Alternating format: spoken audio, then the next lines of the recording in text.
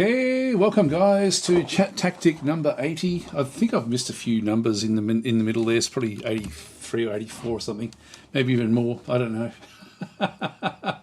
Hi Dimmerson, and hi anybody else that's joined us as well. Welcome. Got a fair bit to go through today. Actually, there's been a lot of game updates. New games. I mean, we did cover Boat Crew a bit last week. I've been playing that all week. Basically, I've been really enjoying that game a lot. Hi Michael, how you going? Rogue 72 saying, let's go. Yes, well, the winner from last week is here. We do have a giveaway today as well. We do actually have a giveaway. It's Necesse, which I'll refresh the Steam page because it is supposed to kick in right now. Will it come in? No, it's not doing it yet. There it is there. It's 50% off as of right now. So you've got 50% off for the next week or so, week and a half by the looks of things in through there.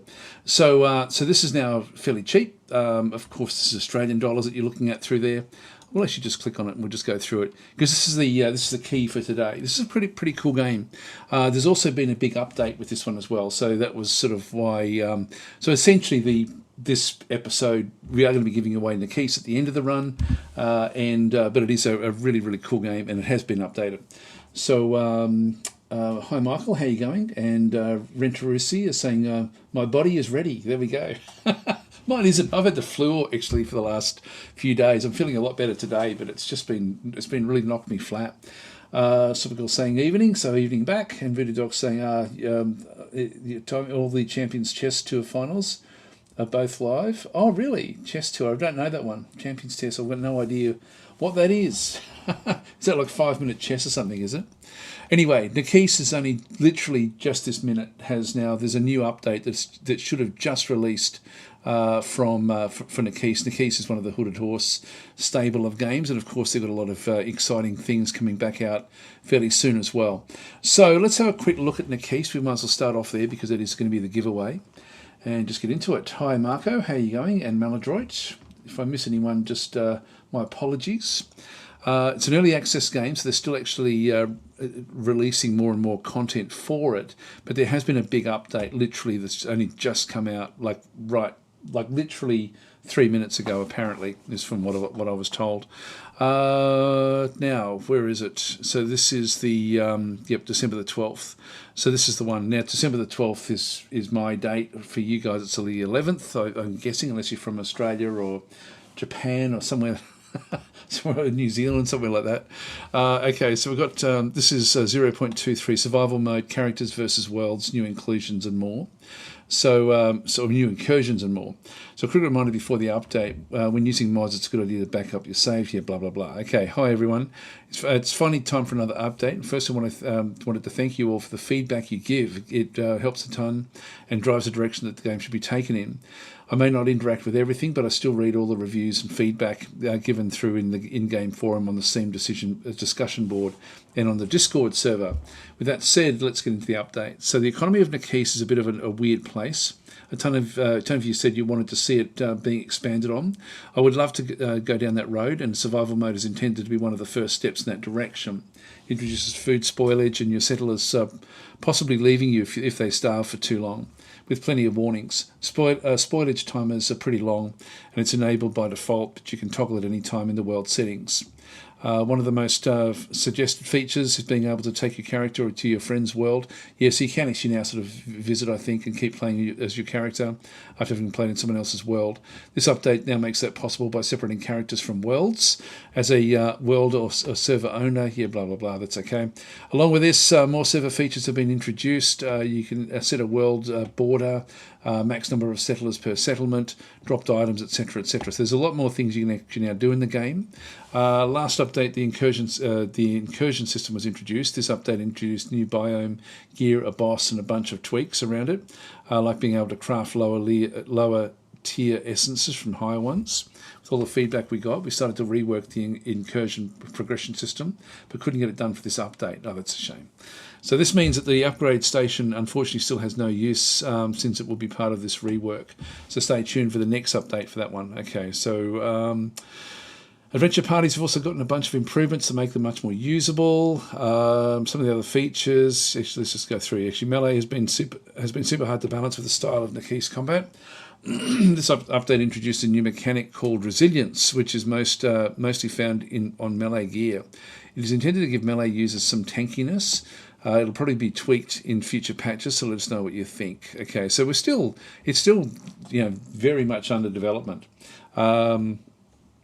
Some of the other features and changes include initial loading time and memory usage been reduced significantly, rework difficulties with more distinction. This is pretty cool, actually. I was playing with that before. Increased player-based movement speed slightly. A music player can now have 10 vinyls acting on a playlist. Yep, that's okay. Set bonuses, incinerator to get all of your settlement's junk items. I might show the start of the game. Actually, I'm just thinking that might be the best way to actually just at least show what's going in here. God, there's a lot there, which is good actually. So there's a lot of changes with this particular version. It's a really cool game. So what it is it's sort of like a survival, a little bit like Starbound, I guess. It's sort of like one way of sort of thinking of it, but except that in this case you can actually then go and build a full-on settlement. So I'll just get it up to the stage where we build this. I'll show you the settlement actual aspect of it. So if we go into Necesse, oh, here we go. It's now downloading the new content. We'll let that one download, so it's going to be a little bit of time just for that one to actually download. So yeah, as I say, it's literally just come out. This is one of these games which is it's surprisingly good for what it is. Hi Battle Mode, how you going? Welcome back from your holidays. And Ballerberger saying hi from Germany. So hi back. It was yeah. So I mean, there's a lot to talk about today. There's a lot of updates. One thing we didn't talk about last week, which I saw a video on it, was the new Alex Jones video game. It's actually really funny. It's sort of like I know that Alex Jones is a contentious person, but it was I stumbled across it, and it was, I don't know where you get it from. I think it must only be from his website, but it was really funny. It was interesting. Like someone did a playthrough of it. It's very small game from what I can gather, but it was very tongue in cheek, which was self-deprecating as well, which I do always like with those sorts of things. Anyway, let's just get into it. So we've got this is the new version. Kind of looks like RimWorld. Nothing like RimWorld at all. So this is an early access build. We'll just go continue. We'll just go to New World. So I'll just call this one Daz01. Just go continue. Now this is new. They've now got sort of like these, I don't remember this from being the last time I played it, but you do actually now have like a whole range of different sorts of things where it shows you exactly what's actually happening as you sort of choose, casual, adventure, etc., etc. The classic is sort of the one that will play now. Hard. So, it sort of then makes it more difficult and then brutal. So you can sort of choose your own sort of settings in through here. And the world as well, like more world settings back in through this other side. Like when you die, like in this stage you drop your materials, but you can actually change this around. That's been there for a while. Raid frequency, occasional. This is sort of like when your city becomes attacked. It is top down, yes. So it is a bit like RimWorld in that sense. Dimerson saying the reviews are very positive. It shows similar titles I've played, like Rust, and Rust is first person, so it's not really like Rust. Valheim I don't know about, but this is just top down. And I'll just go and so this is that's all okay. Time modifier. I'll just create the world, and here we go. So we'll just go and play. So this is my old character. I'll just go and create a new character. Delete the character. Confirm. So create a new character. I'll just call it this one. You can sort of then go and randomize, sort of get like a completely different looking sort of character, however you want it to look, etc., etc. Just go create new character. Oh God, here we go. Screwed that one up again, didn't I? That'll do. Create. Oh, here we go. We've now got. I'll just ditch that one from before. All right, so this is actually what it was saying before, where you can actually now take your character outside your map and into other maps, which means you can then play cooperatively, which I think is going to be another big way of actually looking at the game. Let's just go and select. And so you stop down, you sort of start off with a tutorial, basically, where you just got to chop down some trees. We do need a lot of them. I'll just go and grab these. I'll just use the WASD keys to then just go and grab the all the different wood. It will then tell us to start to build. Now there's a character down there that we have to talk to fairly soon. I'll just do this bit of it. Now if we just press E, it then opens up. Now you can do very, very basic crafting from here. So I'm just going to go and grab a heap of these torches. So we'll just go and pop them into there, put the other things back into the inventory. This is the different wood that we just picked up. So just go and throw them back in there. Now it says walk closer and talk to the elder. So we'll just run through this bit of it. But it's very cool the way it does work. So I'm just looking for a quest. Place a settlement flag. Okay, goodbye. So the settlement flag, he sort of said is inside here in this chest. But we do need to find like a crafting station as well. And so this is a crafting station. So we'll just go and use this. And so here is we can do now much more detailed crafting in the game, which is very, very cool. I'll rattle through this one fairly fast. There's a crafting guide. I'll just move that one out to there. The torches I'll leave where they are. So what did it want us to do was to do a pickaxe. So I'm just going to grab that one, put that into slot number 3. So slot number 4 is our torches. We've got a wooden sword. That's okay. I won't use the ranged at this stage. So I'll leave that where that is. Yes, we can sort of isolate it down to only craftable. It's very functional the way this one does actually then go and work. And if we have a look at the chest, we've then got other things as well. Like we've got the settlement flag. We've got the actually I'll just place that one down the bottom here. Then we've got a local village map, so we can just go and throw that one down there as well. And then we've got the local dungeon map as well. So by having these, it just sort of opens up what we can then go and do. So let's now place the settlement, just so you can sort of see what happens with this one. I'm just going to place the settlement out in the middle here, so we end up with this little area. By the way, you can cook food in there, for example. So I'm just going to go and place the settlement flag right here. You can change it whatever you want. We'll just confirm that one. So this is actually now our settlement. Go to the ladder and go underground is actually now what it wants us to do. Before we do that though, if I just press escape, if I press C, it then brings up the settlement areas, and this is sort of worth having a bit of a look at as well.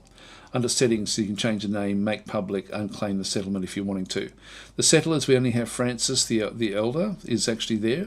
And you can then sort of lock beds. You can do different things with them. Assign settler to a bed. So this is just your basic settlers. Commands, so select settlers by clicking on them or dragging over them. So you can just select all of them and then just get them to do things like follow you, clear orders, etc., etc. So this does feel a bit more RimWorldy, this part of it.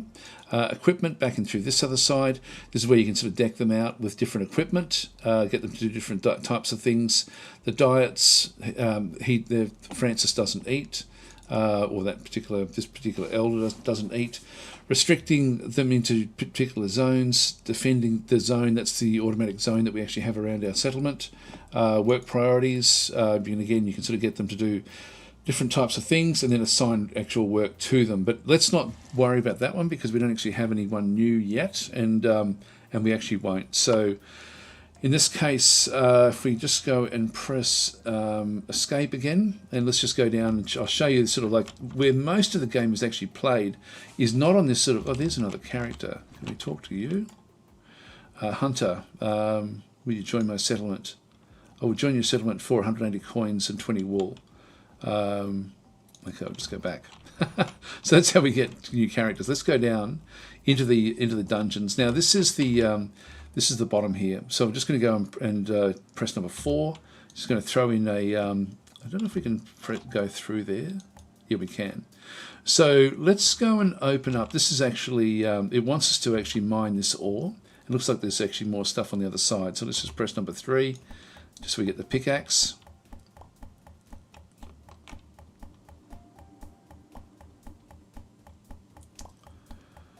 And we're picking up copper ore while we do this.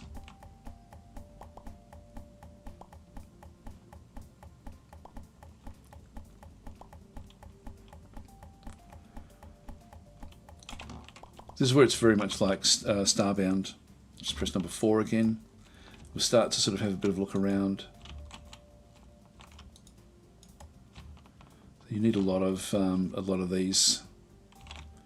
Now these here, just press number 2, just get our sword. And we picked up some coins, some arrows and coins. All right, back to number 4 again. Zombies, just get out of there.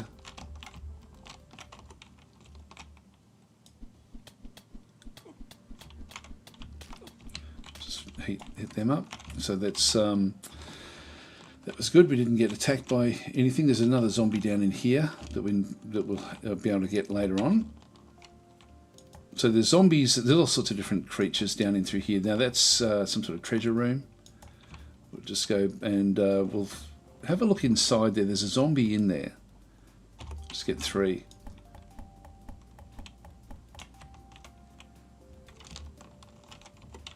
Just get number 2 again. Copper ore, stone wall. Oh, hang on, open. And so we picked up all this loot. You've got different things like sort inventory, loot all from inventory. So there's all sorts of different things in here, like mysterious portals, all sorts of stuff. It's a really cool game with what you can actually end up going and doing. There's bosses, there's all sorts of things. There's a trap there, for example. So we'll just have to be careful of that. If I trigger the trap, that will then do something nasty. I don't know what. So I'll leave that one alone. But it is just it's a real-time game. It's pretty damn cool, actually. There's another zombie archer. I'll show you up through here. It looks like there was another area, specific area back in through this other side. Let's just go up that way. There's more zombies at the top as well. Just go into this other side.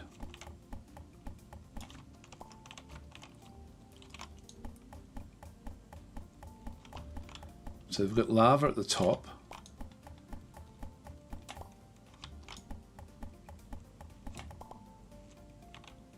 He's going to come down. Here he comes.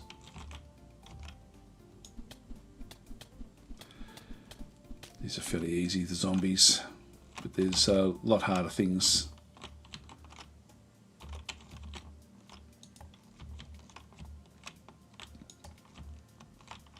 So be careful of that. But it is a, as was said before, it's like it rates extremely highly. Who's that? Looks like an elf. Who was that? Who was that character? It's just a zombie with a Christmas hat on. Okay. Well, it is the season for Christmas zombies. So they've pathed through. I don't remember the pathing being that good as being able to sort of find its way through like this before. But you essentially just need to go through and just keep on scouting for different things all the way through. It's like searching, seeing what's happening. There's another Christmas zombie at the top there. There's another room in here. Certain little things like mice and spiders and things, you can eventually kill them, but they're a little bit harder to find. They'll actually run away from you.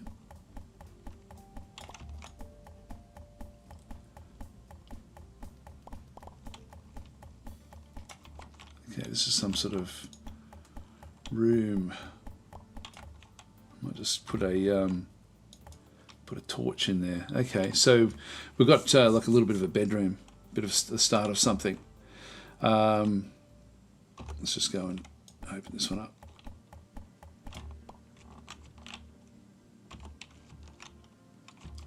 Here he comes. Just got to avoid these guys. Yeah, we just got hit.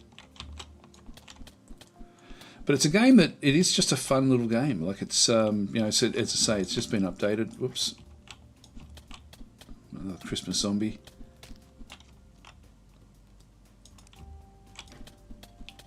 Goblins. Goblins are a little bit faster, a little bit harder to deal with.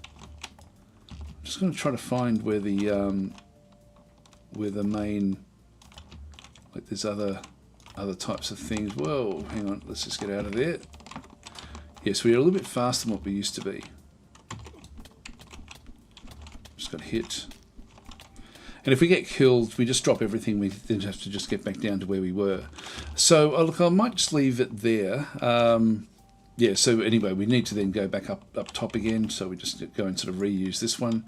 I don't think we've still got enough, but we need to then create another bed. So Francis is having a rest in through there. We would need to then start to build our location up through here. But it's really quite cool, the way it does actually sort of then go and work. Anyway, let's leave it there. But that's this is Necesse, and so that will be the giveaway for today. I'll just go out to the main menu and exit. I mean, this is interesting to sort of see how big it can actually end up growing. So just reading a bit more. Yeah, Voodoo Dog said 94%. Wow, it really is a good game. There's a lot in it. So yeah, Matek is saying, what's this game? This is Necesse. And Michael is then saying, it's just me, or does the game graphics give a bit of the old Game Boy? It does actually, doesn't it? Still saying hi, so hi back, and hi Guy Bellaby. Still saying, realistic, most animals do not like fights, especially if someone can put one up. As Russell saying, hey everyone, so hi back again. And so it's a good little game, that one actually. So that will be the giveaway for today. But it is on special at the moment as well. So if we just go back into this one as well, you'll sort of should find, if we reload it, it should be like I think that it was going to be the main game on Steam for the next week or so, or the next few days at least anyway. So it's sort of it's been out for a little while, just in early access, but still an early access game. So anyway, I thought that might be an interesting one. Like it's one that I have enjoyed playing, and so and again, like Hooded Horse has got some great games in their stable, and this is no exception. But yeah, as you say, 94% with 8,600 reviewers is actually very, very high. 91% in recent days. But with more, like with new stuff just coming out right now, so there is a lot to like about this particular game. Okay, so let's leave that one, and we'll go back. There's a fair few things that have got different updates coming. Now, I had mentioned Xenonauts 2. Let's have a quick look at that one there. I don't think it's still got the final bits in it yet. So for me, it would be interesting to play it, but I don't think it hasn't gone far enough yet. Maybe we'll have a look. I only had a real quick look at this. So it's got very positive in recent times, so 91%. That's good actually. Down like up from 78. So that's a big difference just in recent reviews, which is actually interesting. Again, another Hooded Horse game. I forgot about that. But anyway, that's just essentially been updated. So we've got the Xenonauts monthly development update and Milestone 2 update release. So the Milestone 2, if we try to find where the milestones actually are, there is a way to find them somewhere. I've seen them somewhere. So like the main thing is, at the moment we still don't. I don't think we've still got the end game. Yes, this is now the. What does this one here do? This is a release trailer. From now until December 12th, you can save. Okay, well that's tomorrow for you guys, I think. So you can save a little bit more on Xenonauts 2. Where does it say it? This is just okay, they're just changing little bits and pieces in through there. Release trailer yeah, this is Xenonauts 2. Release trailer, why is it there? I think that's just the old release trailer. So I won't bother playing that one. Let's go and have a look. Yeah, it's still 25% off, but only for one day. Milestone 2 update release. So our first major event, early access, update for Xenonauts 2 has officially been released. Please be aware that this update breaks existing save games. So if you want to keep playing your existing campaigns, please switch to our legacy branches where you can keep playing Milestone 1. So this is good. So there's a lot of changes by the sounds of things in here. We're going to be watching the Steam forums carefully for feedback and bug reports, so please let us know if you encounter any bugs or other problems. Well, just that, looking at the at those last 30 days, that must be, like a lot of those positive things must be coming from this particular version. As we've made a lot of changes to the game in this update, I'll start by highlighting the most important improvements here with a little developer commentary. The full changelog is further down below. So key changes. This is interesting. I don't know if we covered this last week. I think it came out just after I finished the recording last week. So it's been out for about a week, I think. So cleaner/early mission rework. So a lot of players mentioned that the pacing of Milestone 1 felt off. Many people liked the addition of the cleaners. I did too. I thought they were fantastic. But felt they were barely involved in the game. They didn't feel threatening, and the whole storyline could be completed in as little as 2 or 3 missions. This contributed to an overall feeling of being rushed through the game content, which is I can see all that. Like I thought they were really good. Sorry, I'll just read a few more of the comments before we go too far. Just saying, not that interesting. Rogue was saying interesting game. Sizzle saying not that expensive either. After all, those Aussie dollars. Yeah, I think it's $5 if you're looking back at Necesse. Like it's about $5 at the moment, I think, or even less if you're from the US dollars. So because saying, Dads, have you seen they're bringing out some new DLC for Jagged Alliance 3? Seems it free if you already own the game. Okay, I'll have to have a look at that as well. So Rogue was saying, all I'm waiting on is Xenonauts 2 being finished. I'll buy it then, can't wait. Yeah, at the moment I don't think it is. I don't think you can still play to the end. It's a very enjoyable game. Sort of saying, yeah, I've got over 100 hours in with Xenonauts 2 early access. It's very playable. The overall game is extremely playable, but it just doesn't have the final boss battle, I don't think. Michael's saying, does it at some point bring up a message that says there are no more to research? I'm not sure, actually. I haven't played for it since it released into early access. Rogue was saying, well, I might bite close to Christmas. I love the first one. Just wanted all the features there before I buy. You pretty much do have that, to be honest. You do have everything. There's so much more than it's so much better than than Xenonauts 1, like so much better. It's even the way that the missions are constructed are really, really good. The differences in the aliens, the differences in the ships, the actual alien ships are fantastic. So no, it really is, like, if you liked 1, you'll love 2, even in its current state. So sort of saying to Michael, they still have some late game items to add. I think that's all that there really is that I'm sort of thinking that people are going to be waiting on. So they're also updating to Unity in 2022. That's 1.5 years ago. I don't know if you mean that in a different year. Michael's saying, okay, last time I played, I got that message, but could still continue to play. Yeah, no, it's good fun. I don't know about the research or anything else. Okay, so we've extended the playable time to 200 days by adding additional content at the beginning of the game. Most of this is related to the cleaners, with a number of so cleaners are basically humans that are helping the aliens. So the number of extra tactical missions and mission types being added to make the most of the unique opportunities provided by having an alien-aligned human faction in the game. The storyline of the game has been rewritten to reflect this. We've returned the player to being a silent protagonist and introduced the general, the predecessor of the commander, as an antagonistic character that appears in the tutorial and the first mission. The early game now has a little more narrative than it did previously, and it's worth replaying the tutorial if you're interested in the lore. Okay, that's going to be worth doing, actually. The entirely new mission types include rescue soldiers, convoy ambush, and rescue VIP, but in general we've created a larger pool of cleaner missions with more map variants that can be randomly chosen. You'll now spend more time fighting the cleaners, and there should be enough variety that it does not become boring or repetitive. I really enjoyed fighting the cleaners, actually. So this is saying, too bad 2022 is so far off. Yeah, Michael's saying Xenonauts 2 is perfect for Daz Demption. It actually is. Yeah, on my Twitch channel, it's sort of one of those things where I'm looking forward to getting back into it, and so I think this is now a good enough reason to come back into the game. The entirely new mission types, we've done all that one. So this is the panic and funding rebalance. So on harder difficulty settings, Milestone 1 had an issue where the player was forced to spend a large amount of their income building new bases and aircraft right from the very beginning of the game. Otherwise, panic would rapidly get out of control, either causing you to lose the game directly or causing your funding to drop significantly. There was therefore only one correct way to play the strategy layer, which made the game less fun. That's good that they've recognised these sorts of things. So we've made several changes here, blah blah blah. So that's good. So the panic is now going to be so at least you'll have more choice into what you do, strategic choice, which is really really important. Probe UFO. So as the cleanup phase at the start of the game is now quite a lot longer, we had to push back the point where the scout UFO began to spawn.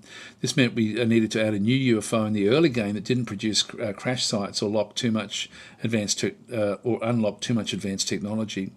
The new unmanned probe UFO appears in the very early stages of the game. This small UFO does not create crash sites, but instead creates wreckage that awards a small amount of alloys when shot down. Because it is relatively weak, we also use it as an early game escort craft once larger UFOs start to appear. This is cool. God, they're really they're fleshing it out in really meaningful ways. Aircraft payload system and air combat. So in Xenonauts 2, we want the aircraft equipment loadouts to be more varied and flexible than they were in Xenonauts 1, giving the player more space to customise their aircraft to fight in different ways. So interceptors no longer have fixed weapon slots that can only take a particular type of weapon. Instead, they can now carry a much wider variety of weapons and equipment, but they have to respect the total payload limit. That is equipment weight. There's also been a significant amount of balance work done on the air combat itself, making the difficulty curve for the invasion fairer and making the air combat battles themselves more engaging. This is cool. Last time I played it, they recommended not. Like they recommended just to auto do the air battles, so this will be cool. So it looks like they're now being placed in there. Heavy soldier armor variants. So one of the less cool things in Milestone 1 was that you could research advanced new armor types and then discover that many of your soldiers just weren't strong enough to use it. The Guardian was the worst offender here. Conversely, stronger soldiers had little opportunity to carry heavy armor beyond equipping the armor plate module, which filled backpack space. So each type of soldier now in the game, each type of soldier armor in the game now has a heavy variant that is enabled by a checkbox. This provides extra armor, but also extra weight, and usually reduces accuracy slightly. This gives the player more choice. That's cool. Again, just little tweaks, civilian AI improvement. So players frequently complain about how incredibly dumb and suicidal civilians were in Milestone 1, so we decided to fix this. We fixed several bugs that were interfering with the AI that could make all the AI units a bit more effective. Then we worked on the civilian AI specifically to make them behave in a more realistic manner. This work also lays the foundation for upgrades in the alien AI in Milestone 3. Cool. Okay, so this is the changelog. I won't go through all of this stuff, but it looks like there's a lot that's been added into it. I don't know where I can find the...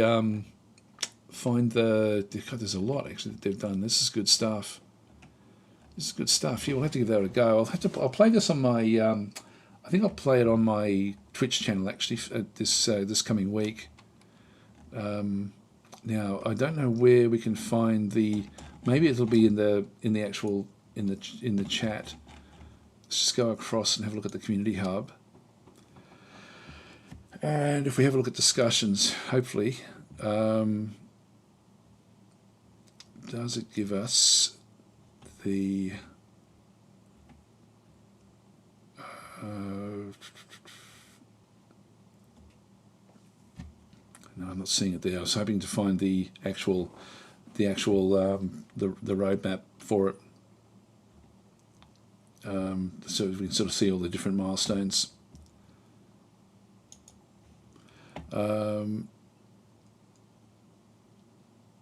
Yeah, it's not gonna do it. Let's just do roadmap.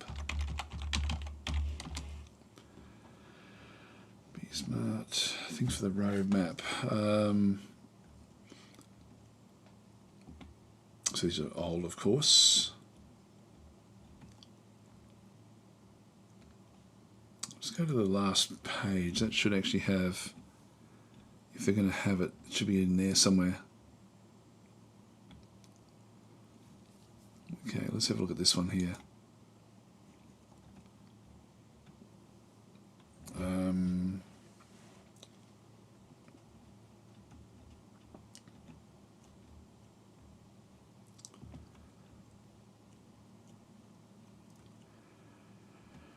Yeah, I'm not seeing it there. I'll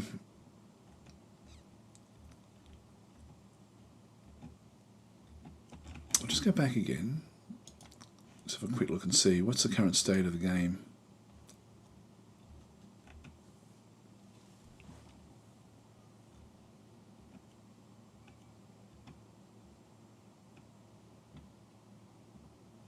Yeah, and is there a feature roadmap? Oh, okay. We don't currently have a public roadmap. That's due in part to various things still being in flux. All right, well, that may have changed, but anyway, I won't worry too much about what's going on there in that case. All right, so that's Xenonauts 2 out of the way.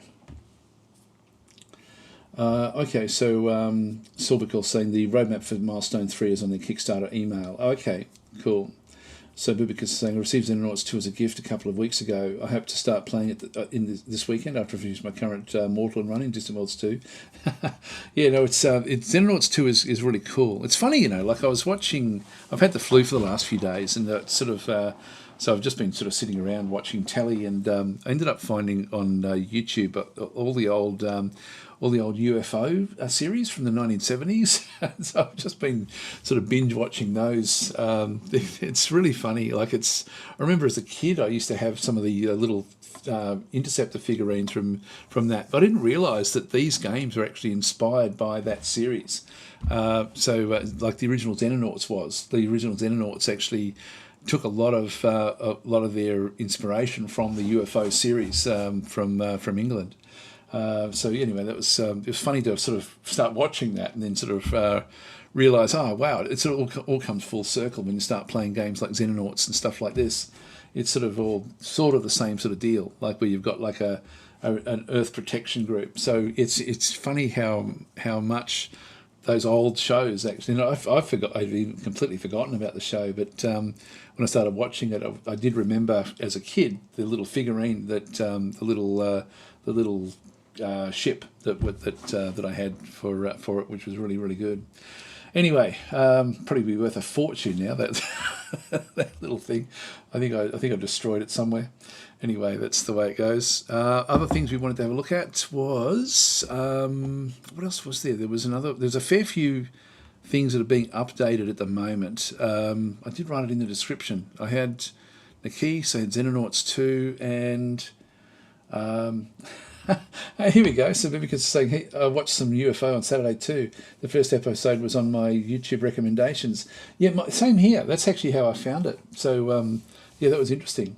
I did not even know it was a series. Actually, if you're going to watch it, because I looked it up on, I googled it to sort of see what was happening, because I noticed that one of the episode 1 was different. It was like twice as long as another episode 1 that I found. And so what they've done, there's actually a there was a what was it? They made some compilation movies where they stripped together parts of other shows, not other shows, but other episodes, and made like these sort of movies out of it. But if you want to watch the full series, you can actually find the full list of I think it's about 28, 26 different episodes. I'm only up to episode 5 at the moment, but that was it's amazing how many they actually did in just a 1 year period. I think 1 or 2 years. It was just incredible, but and really, really well done as well. So Guy Bellaby saying, I had a Shadow 2, a dinky toy. Yeah, I don't know what the toy was that I actually had. I'll see if I can find it.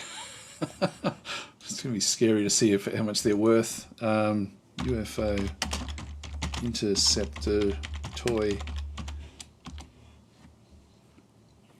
Yeah, it was one of these. $105. There we go. Yeah, 140. That was used. Yeah, this is the one. 368. That's in the original pack. There you go. So that's the toy. Oh, there you go. That's funny. Yeah. So yeah, it's funny when you sort of. I mean, it's not as much as I thought. I thought it'd be worth more than that, to be honest. But yeah, interesting. So it's because Shadow is the group. Yeah, it's yeah. So I forget what colour the one was that I actually had. Anyway, that's all cool. Just remember having that one as a kid. It was really, really good. Now, what did we call this episode? Just bear with me. I'll just see what I called it. Zero Sievert. That's the other one we want to have a look at. So Zero Sievert. We'll just go back to the store page. Zero Sievert has also had a big update. Oh, hang on. I've been going back to the wrong thing. Now I started to play this the other day just to sort of see if I could pick what was different.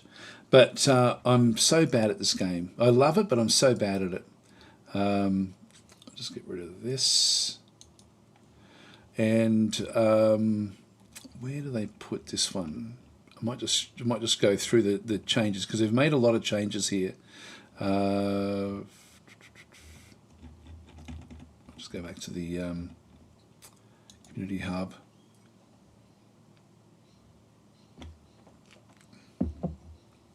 And just go back to news. Yeah, so this is the major content update, 0.4 patch notes. Okay, so yeah, blah blah blah. So it looks like they're going to bring in controller support is actively in development. So they wanted to get that one out there. New features. So we've got grenades, we've got mines, different weapons in through there, new calibers, new in-game faction. So new hostile faction will be appearing in Zarkov after completion of the quest to Crystal. So a new enemy tier system, new NPC difficulty levels, rookie, intermediate, skilled, expert, veteran, and legend. Okay, new NPC armor tiers. Note, Tier 3 enemies will only show up after the quest Clear the Way is completed. Tier 4 and Cyclops enemies will now show up after the mall map is unlocked. This is a brutal little game, actually, I've got to say. It's not easy. New experience tier beyond Master, new armorers, new map generation, loading screen backgrounds for each map. And it's random maps when you go into each time, which is really cool.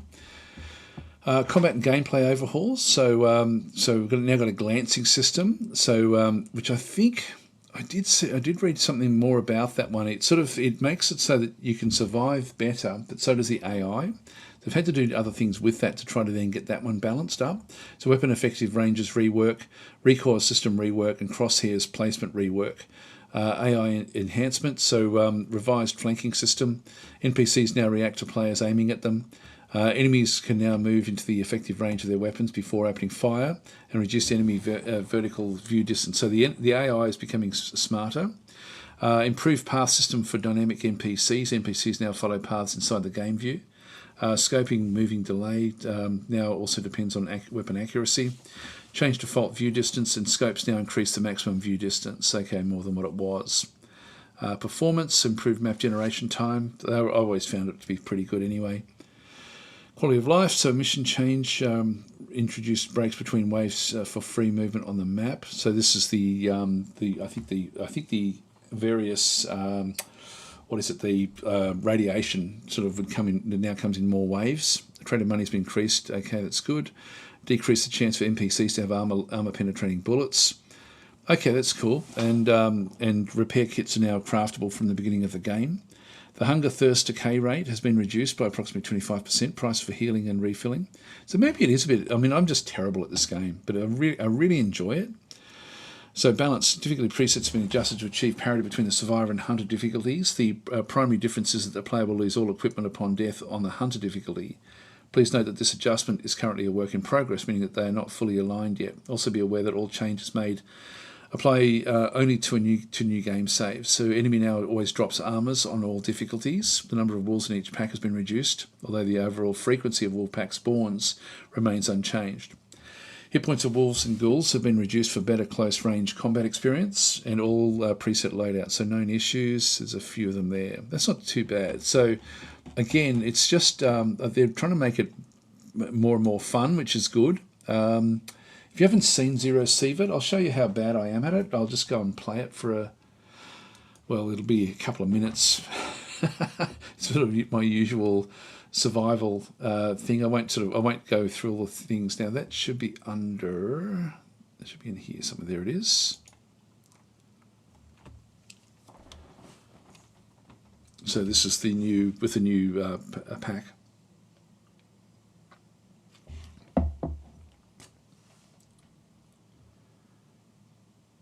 Oh, it's made with Game Maker. I didn't realise that.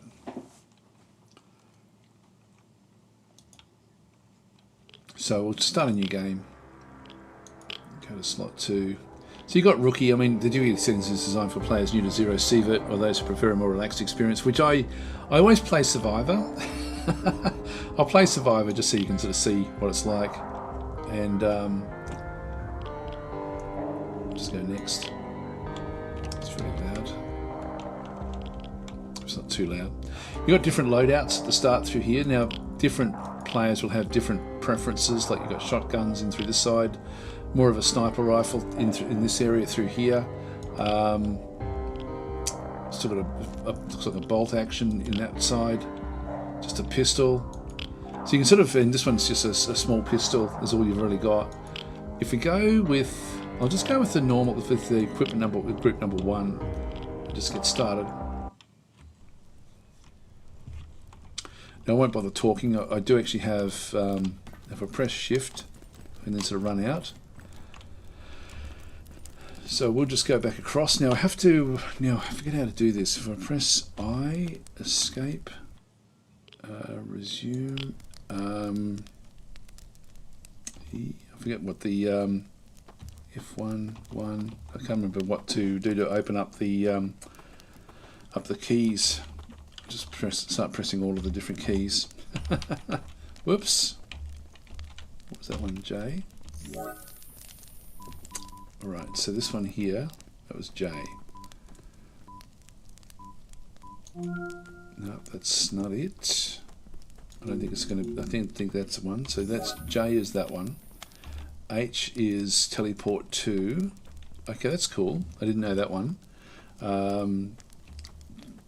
Grenade. Whoops. Sorry. Can we pick that up? I don't know what happened there. Anyway, that's the grenade didn't go off, luckily. F, D, so W, A, S, D, Q and E don't do anything. Z, X, C, it's not space. V, B. Yes, there's no item there. Not available. God, how do I open up my kit? Sorry guys, I've completely forgotten how to do this. Because I'm not wielding anything yet. Tab. Ah, there we go. Thanks. Thanks. I would have eventually found it, very much eventually. We've got the pistol. I'll put that into slot number 2. So we'll just go and throw those in there. Just get number, actually, yeah, so I've got number 1. I'll just go and reload. All right, now let's go and talk. So F. So I want to leave, and we'll just go. The easiest one is the forest, which I'm terrible at.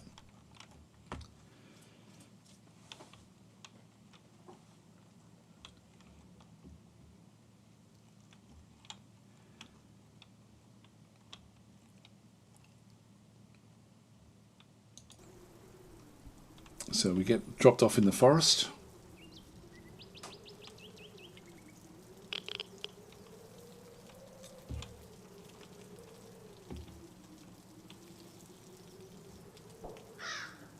Now, if we just press M now, so we're over here. We came through that little area through there. There's some buildings back over here. The way off the map is there. So we need to sort of make our way across to there. So let's just make our way across. There are missions you can sort of do as well, but I'll just see if I can actually get across there. Just move down.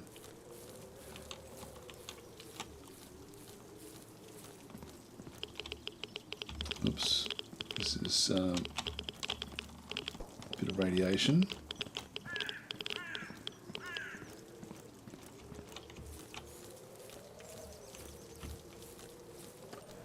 There's different groups.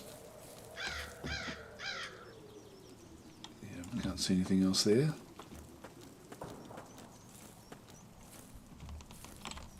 Rocks there. There we go.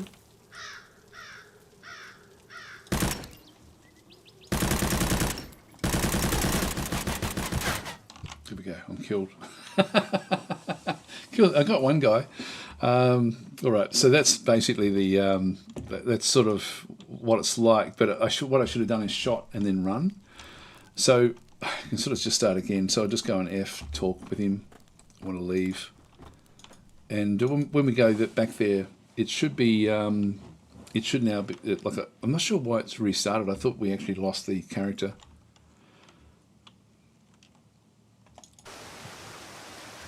we come again, heavy rain. So this looks like it's a different, already it looks quite different than what we had before.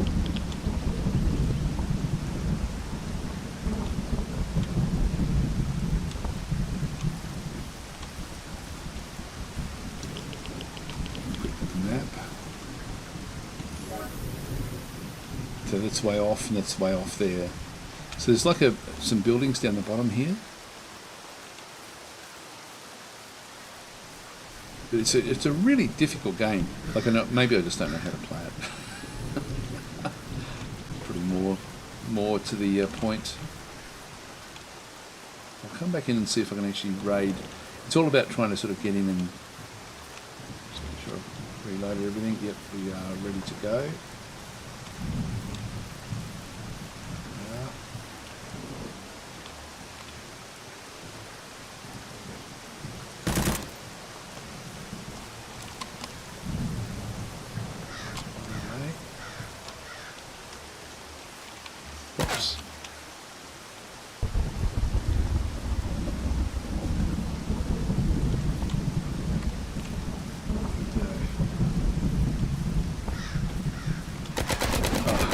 Where is he? Okay, I couldn't see him there. Anyway, that's we'll leave it there. So we got killed in action there again. Let's get out of there. So I'm terrible at the game, but it is a lot of fun. So anyway, that's where we are with Zero Sievert. So that one has actually been updated. Now what did we get up to? So Topical saying is nowhere free from the tyranny of Timu. I don't know what that is, sorry. And Michael Hammond is saying, have you looked at Against the Storm? I don't know much about it, but it's highly reviewed and just came out of early access. I'm trying to decide if I should buy it. Yes, that is the best city builder. That is an awesomely good game. It's a game that I mean to actually play more of because it is incredibly good. And as you say, it has just come out. It's the Storm. There it is there. And overwhelmingly positive. You can sort of see it in through there. 95%, 95%. Like, this is an incredible city builder. And it's just had another update as well, fairly recently. Another Hooded Horse game.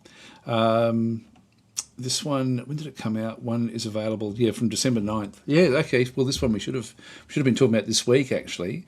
So this is actually there's a lot of big things that have come into this one as well. So reclaim the wilderness and rebuild civilization in the face of apocalyptic storms. Against the Storm version 1 is out now. So this is now definitely worth playing again. Like if you haven't played it for a while, or if you haven't got it, it's the best city builder because it's basically, you don't know what you're going to get when you start the game. It's the terrain is random, but also the objectives are random, and the parameters around playing the game are random as well. So Against the Storm is a roguelike city builder where every run is a bite-sized city building experience with a distinct variety of problems to solve, that's perfect. That perfectly sums it up. So if we pull that apart, so Against the Storm is a roguelike city builder. So basically this means immense randomization, where every run is a bite-sized city building experience. It's not big. It doesn't take long to build a city in this game, and then you just go on and start to build up around a sort of like a bigger group. It really like a bigger collection of cities. So each city has got its own objectives. With a distinct variety of problems to solve. So that, and as you expand the city out to try to find other areas, there's opportunities and threats will then appear, and you've got control over that because you can see what potentially they may be, but you don't know exactly what they will be. And as the Scorched Queen's Viceroy, you're in charge of humans, beavers, lizards, harpies and foxes who stand united against hidden dangers and never-ending reigns. Now, when I first started playing Against the Storm, I didn't like the fact that you had these different sort of furry type creatures that were in there as well, but they're extremely easy to pick apart between each other. So the humans, beavers, lizards, harpies and foxes all have very different needs. They have very different skill sets, and so you can immediately see just by looking at the game playing out what you've got, and that actually makes a big difference in terms of being able to control and manage your actual your city, which is actually really, really cool. It's more of a town than a city. So with 6 mechanically distinct biomes, dozens of gameplay modifiers and hundreds of perks, each new settlement feels as novel as the first and poses a different set of challenges to deal with. And that's what we're here for, Viceroy. So this is actually what it is. But beyond all that, you've then got the Queen. And the Queen is evil because she has to be. And it's weird. Like there's sort of like there's a race against time. And so the Queen is trying to protect everyone in the city, and to do that she has to make you work your ass off. So she's not a benevolent queen at all, but she's not an evil queen as such, but she might as well be an evil queen because you have to follow what she needs for the city. And so it's a really interesting mix. So the 1.0 update features the Queen's hand trials, an Iron Man mode in which you start from scratch and have one cycle to reforge the adamantine seal, the game's most challenging endeavour. Those who emerge victorious will be awarded the title of Queen's Hand and will be granted a rare audience with the Scorched Queen herself. So this is the Queen's Hand trial update is actually here. So anyway, this absolutely worth getting if you like city builders. For me, this is by far, like, I'm trying to think if there are other city builders that are a little bit random as well, but nothing comes close to this game. It really is amazing. I mean, if we have a look and see what this one shows. Fate. I'll just open this one up. Fate is like a raging storm. It can sweep you away, or you can ride it. We are viceroys, elite settlers serving the Scorched Queen. Our job is to establish colonies and gather precious resources. Every settlement we build presents new challenges. We seize opportunities and venture bravely into the unknown. See those little hidden areas of where these things might appear. But there's also goodies in there as well. We adapt to changing conditions, and we're not afraid to experiment. Plans don't always go as expected, but we face the consequences head on.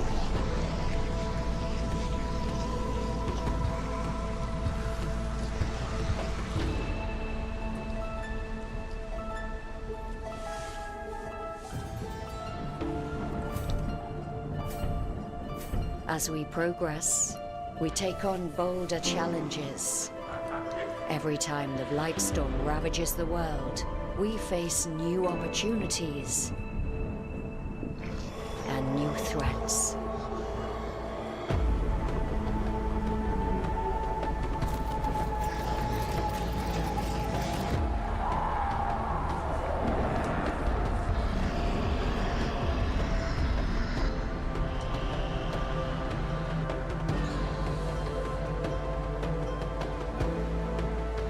Embrace your fate and stand against the storm. You're a viceroy after all. That gives you just a snippet of just how diverse the game actually is in terms of the way you can play it. It really, really is so cool.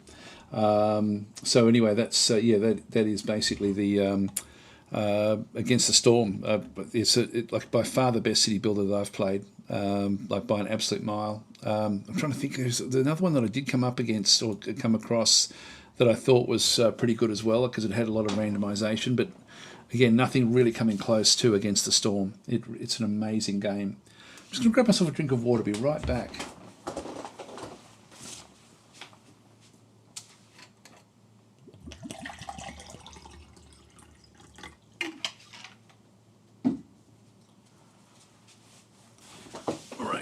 Okay, so now I've skipped a few off the top there. So Michael was just answering Michael's comment there, looking at Against the Storm. Definitely worth getting. If you like any sort of city builder, you're going to love it. So Roger is then saying, looking at Zero Sievert makes me want to play Stalker again. I haven't played Stalker. Rogue's saying, if you're bad at this game, I'll really suck. It's an enjoyable game, though. It's sort of one of those things where It's frustrating when you're so bad, like I am, but it is actually still fun to play. So Dimmerson saying Tarkov Arena is coming out tomorrow. So Counter Strike Stalker. Oh, okay. Don't know. Again, don't know anything at all about that one. So Dimmerson saying, but Stalker is a goated ultra immersive game. Yeah, I've never played it. Let's just go back through. Looks like Cannon Fodder Survival Edition. I've probably have to play on a easy mode with Zero Sievert, I think. So hi, Jennison, how you going? And Cecil's saying, it's not American since it uses Sieverts. So Battlemode's saying Zero Sievert looks really good. Yeah, it is a very, very highly rated game, and it is a good game. It's just not. I'm just not good at it. Rogue's saying, yeah, Jesus, definitely a hard one. It's sort of, I think you can play it different ways, and you can get better equipment over time. Like if we had the longer ranged hunting rifle, it would be slower between the shots, and would be able to then pick out those characters from further away. So you can choose your own way of playing Zero Sievert. So Vididoc saying the game is comparable to Cataclysm, isn't it? Cataclysm Dark Days Ahead is what I'm assuming you're thinking. I wouldn't say that, actually. No, it's Battlemode's saying looks more like an old free 2D version of Player Unknown's Battlegrounds. I've never played that either. Dad, have you looked up Stellaris Nexus? I haven't. No, I haven't sort of played Stellaris for a long period of time, actually. I probably won't get to Stellaris for such a long time. So Battlemode's saying we reviewed that early on, and we all liked it. So I'm not sure which one you're referring to there, Battlemode. Marcus is saying, I thought it was Stellaris DLC, but it's a standalone game that turn-based and very similar to 4X board game like Twilight Imperium. Oh, okay. So Stellaris Nexus.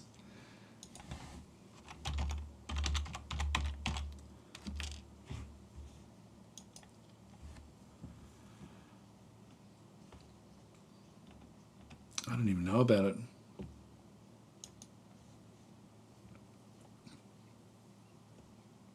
Okay, so this is a Paradox Arc, okay.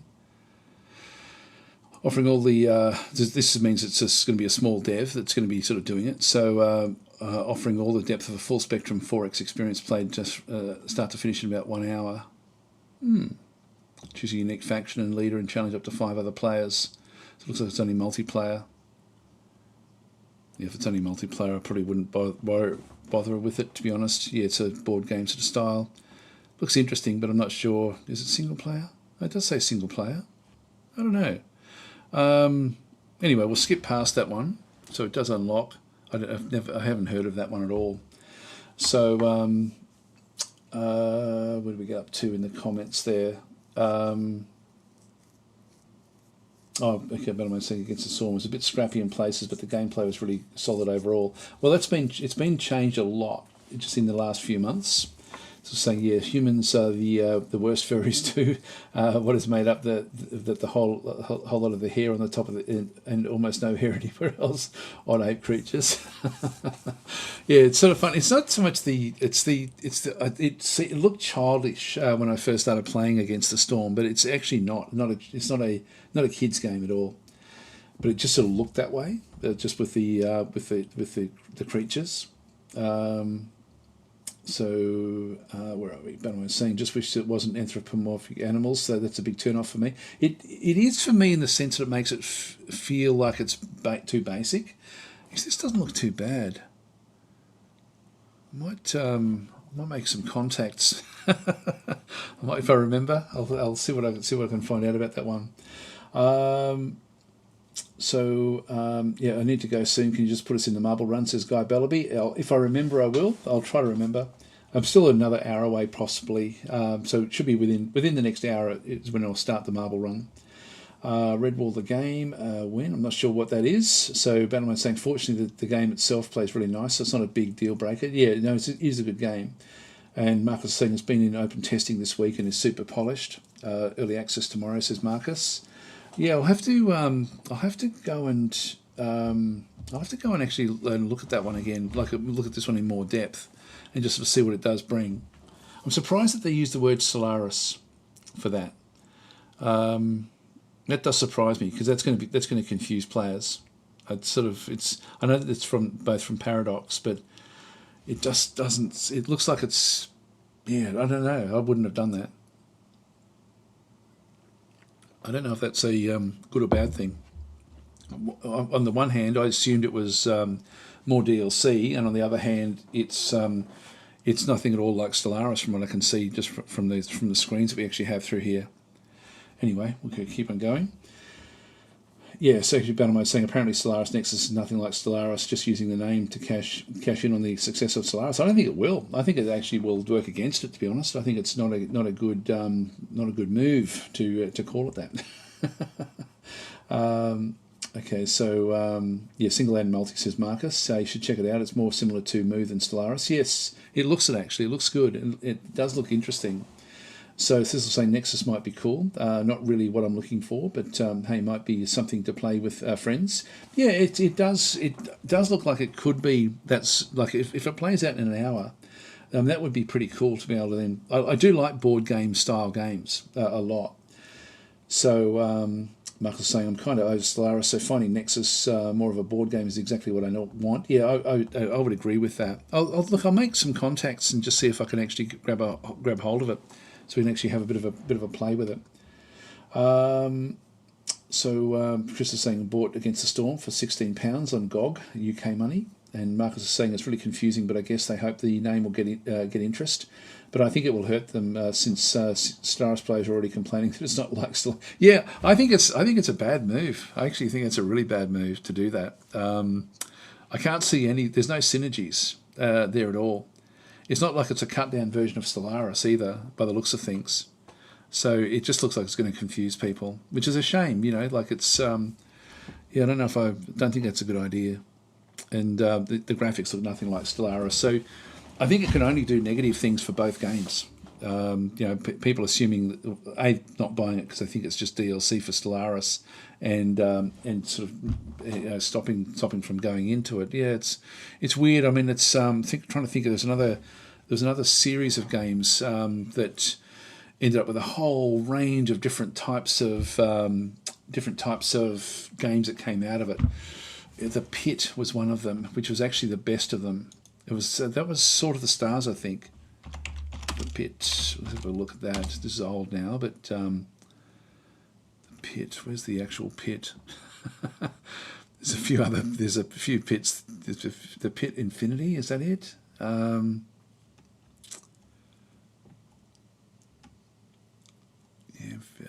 This must be down here somewhere. Sword of the Stars, the Pit soundtrack. I'll just click on that. Yeah, so Sword of the Stars was completely different, but the Pit ended up being quite a. Just go Sword of the Stars, the Pit. This was very positive. Came out like 10 years ago, 84%. But it's a cool little roguelike level up type game. It's better games now than what this one is, but it was good in its time. Sort of the Stars, the Pit is great, says Battle Mode. Yeah, so it is a so sort of the Stars again. It's the same sort of deal where they've used one aspect that has nothing to do with the other games, like Sort of the Stars and the Pit. Like there's no similarities there at all. So Sith was saying sometimes the devs like to explore the same world. Sort of, yeah. I mean, I don't mind it with some games. Just trying to think of other games that have done that fairly effectively. I mean, I'm just even thinking of like Age of Wonders. Like we've got Planetfall versus the actual fantasy. It's still very, very different. There's no real similarities. Warhammer does it well with the Warhammer Fantasy / 40K. You do get a nice crossover there. But they're very, very different universes. But this is completely different genres, and that last one we had a look at, I think, is also in that sort of different genre category. Let's have a look and see what's happened with the news. I know that there's a lot of stuff coming up. I'll just go and open up my Steam area. I tend to show the one that online just so I can zoom in and have it sort of like large on the screen. But I'll just go to this one here, and we'll just go across to to the different things. There we go. Boat Crew has now got another download. That's this has been so much fun. I've got to say, I'm so impressed with this game. I've been trying to record a video, but there's so much in it that I keep on not. It ends up being too big, and so I'm going to re-record that again today. I've got a like a 40-minute version, but then I don't show how to combat subs and little things like that. And I'm thinking, I really should be trying to show everything in it, like as quickly as I can, because it's such a feature-rich game, the Boat Crew. It is so much fun. So actually, what does it rate? Because it has now come out. It's only a small update. I'll just update it.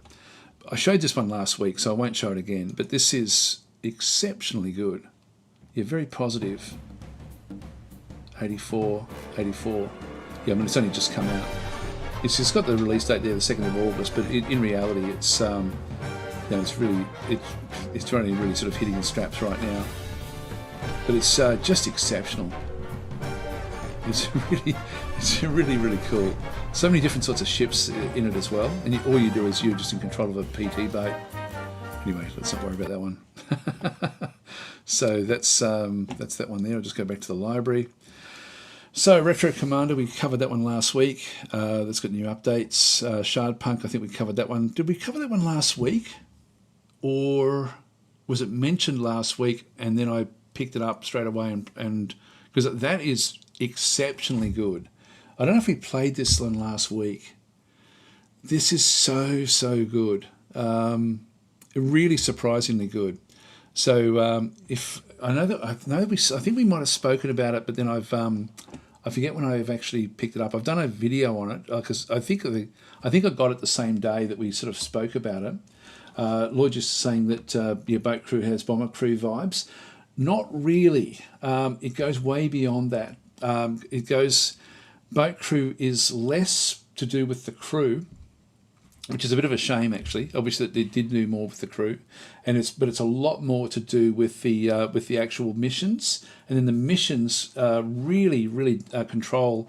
Like there's a meta game that's being played where there's all different sorts of supply ships coming through the Solomon Islands. So if you know the Solomon Islands campaign at all, it really does. It really does actually then, so with the Solomon Islands, actually I'll open her up, because the one thing we didn't look at last week, all we did was have a look at the, any excuse to do it, all we had to look at was the tutorial. But I'll show you these, I'll just show you this strategic element with the game, because it is extremely good. I'll just close that one off. And actually, just put that out of that one again. I'll just read what the changes were that just came through today. Okay, so another Microprose game. God, they've got some good games like this, haven't they? Yes, so this is mini-map changes, destroyer movement balances, okay, reduced torpedo launch time. Okay, that's cool, so they're about half. They were a bit long, I've got to say, so that's all good. I'll just close that one off. We've got a new campaign. I won't do all of the customization, like the full customization. We do have to put the crew in. So I'm just going to go, this guy is a medic, so I'll throw you in the medics. You are a medic as well, they're all medics. You are a gunner. Any other gunners? Yep, you're a gunner. We don't have any, oh there we go, we've got one repairer there, but no other repairers. So, oh, there we go, that's another repairer there. All right, and then we just go and throw a couple of other guys just in here. Won't really matter what we do there. We'll just go and confirm. Then we just go to allocate resources. So in this case, what we want to do is we want to have the middle deck right. I'll just quickly go through these. We want med kits. We want repairs. And we've just got the ammo at the front. That'll do. So we'll just go back and allocate the weapons. I'll throw in, just so we've got a bit of a selection. So the front torpedo slot, I'll just put in a cheap torpedo. I've got to use these RP down through here. We'll just go return. We go to the secondary slot at the back and just put in a single depth charge. Just go return and then go back to the guns. and I'll replace these if I've got, I've got enough to replace these. So I'll just go and grab the that one there, and right gun here. There we go. So we've got 100 RP left over. We'll just go and return. So this then gives us a bit of a mix of all the different types of things we can then go and do. I will just go and just change the colour slightly.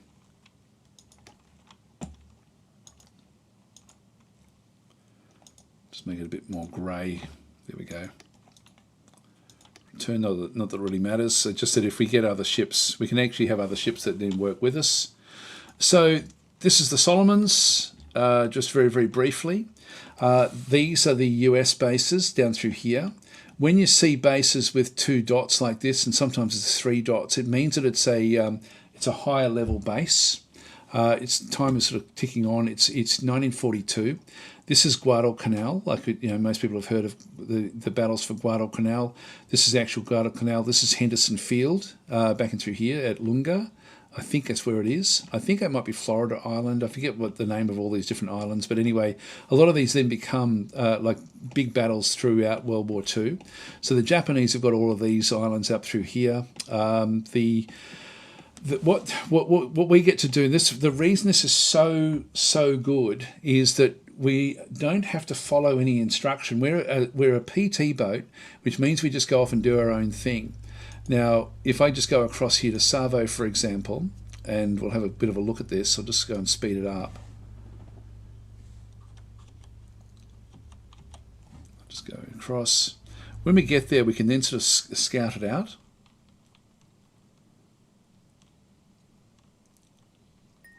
All right, so what this is there's no pips on the side. This is just a low-level area. Let's just move down into one of the others. Now, if we go and attack these, we can actually attack them and sort of draw everything in. You see we've got a fuel resource that we have to do. We've actually got the different loadouts, and these actually sort of then go away. It's now night time. Let's just go down to Apio, for example. And we also have radar. We can start to sort of see if there's any other surface or any other vessels nearby. If we use the radar too close to the other stations, we get seen. So it's clear weather at the moment, which also all plays a bit of a role, and it's middle of the night. So let's go to Apio. We get 100 RP for doing these scouts. This one's got the pips, so that one's a bit more strong than the others. Let's go to this Uluvas, which is an easy one usually to attack.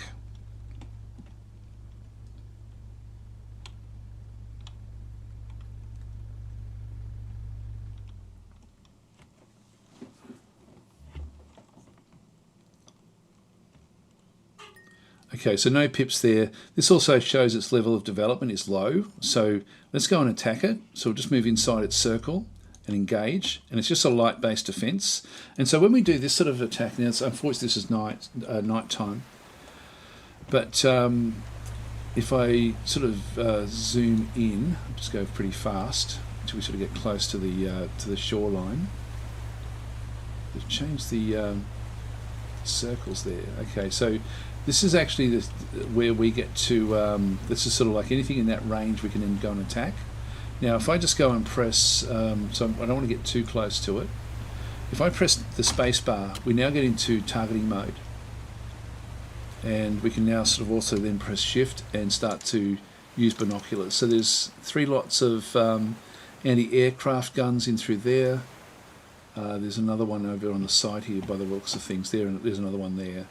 So let's just see what happens if we can sort of go and shoot these things. Now I can't use the other weaponry to go after these. I'll just come in. Once we get a bit closer, we'll then be able to start to target these inside our circle. There we go.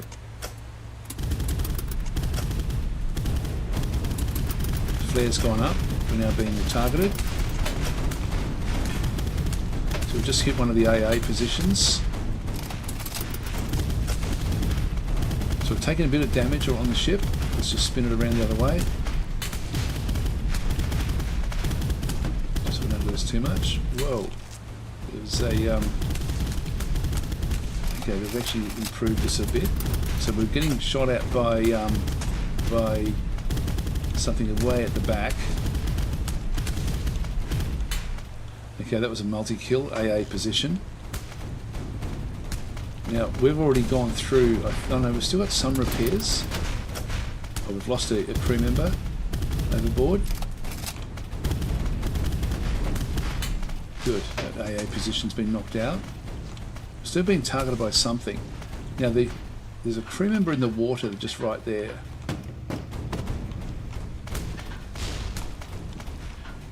Just getting him back on board. Coming up you get. There he goes. Now we're out of supply. Let's get out of here. So let's just get out of this. So we don't really want to do much more than that at this stage. So we've taken a bit of damage, and so that sort of like is a bit of a raid on that particular thing. We knocked out some things. If I just press F3, we then are sort of going. Actually, no, F2, F1. That will then speed up things, and then just press backspace to leave.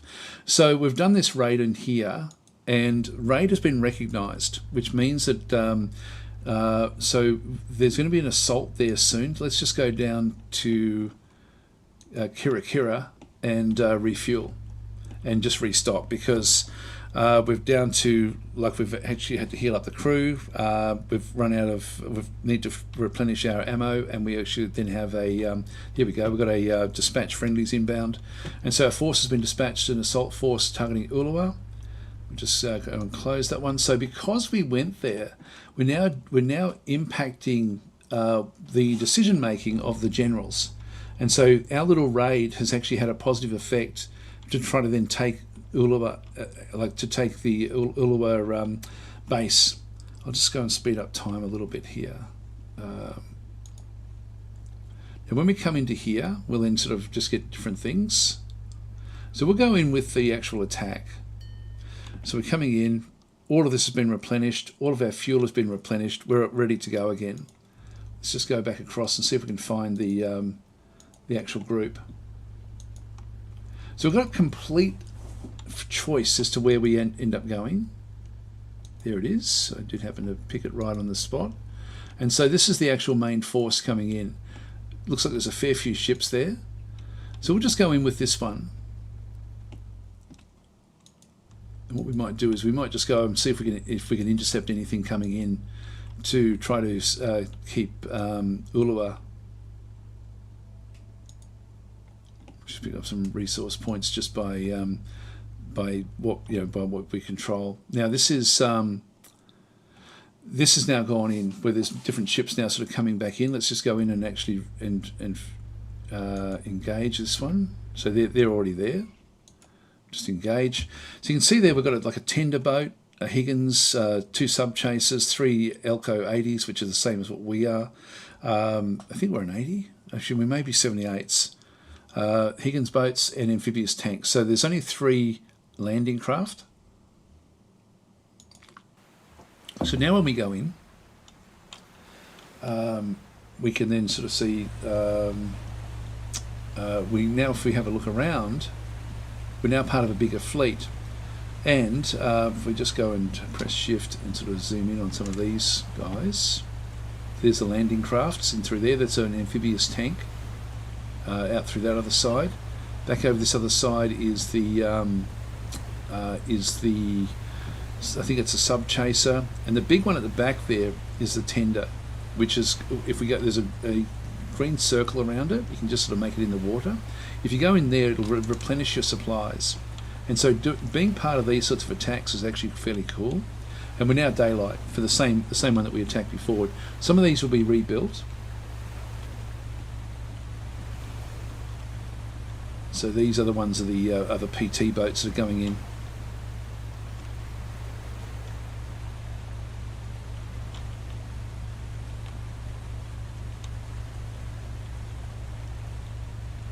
So this will be sort of like the full-on assault. We'll just press space so we can get our targeting. It's a really, really good game. Whoops. Oops. Oh well. Things happen.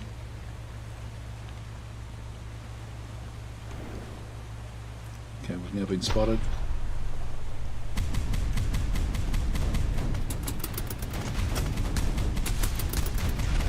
So just target each of these. But you don't really get attached to your characters. So some of the damage that we did is still there, but they've replaced some of it.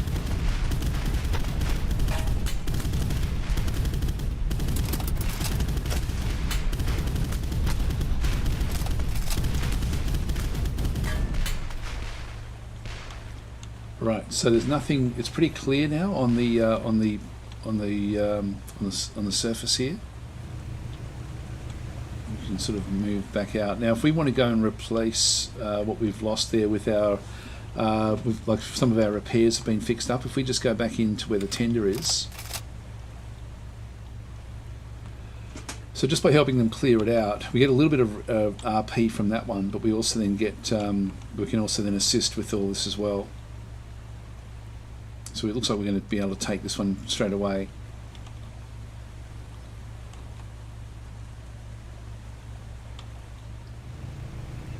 Just going to flanking speed. You've got to be careful when you go to flanking speed that you don't get the engine doesn't get too hot,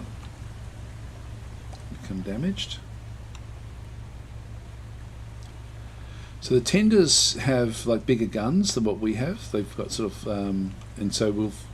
Like the way when you sort of go after them, so you can see there we've now just picked up everything with all of our supplies back up the top in through this other side, which is really cool. And we're sort of now done, really. We don't have to worry about it anymore. We can just leave here. Our job is done. They'll go in and just keep on with the actual attack. It's going to be a very easy attack now, and so we can now just go off and try to find other things. For example, there may be yeah, that's just going to engage back in through there. There may be other fleets trying to come back in and resupply this. Now, if they are, they're likely to be coming from this other angle. Just see if I can find something. So there's we may find like a Japanese. There we go. We've just taken that station. Oh, hostiles inbound. Now, what's this one? Yeah. So there's actually hostiles going to be coming into Ulua. Now they may be coming on the inside. So let's go in and actually I'll just play this a little bit just so we can sort of see what it looks like. We're not seeing anything just yet. So the Japanese are coming back in to try to retake this. But I'm not sure where it actually is. So we again, I really like that we're not part of a, we've got complete freedom to do whatever we like. Now, if we bring our radar into there, that will then alert them, and then we'll start to become a bit of a target.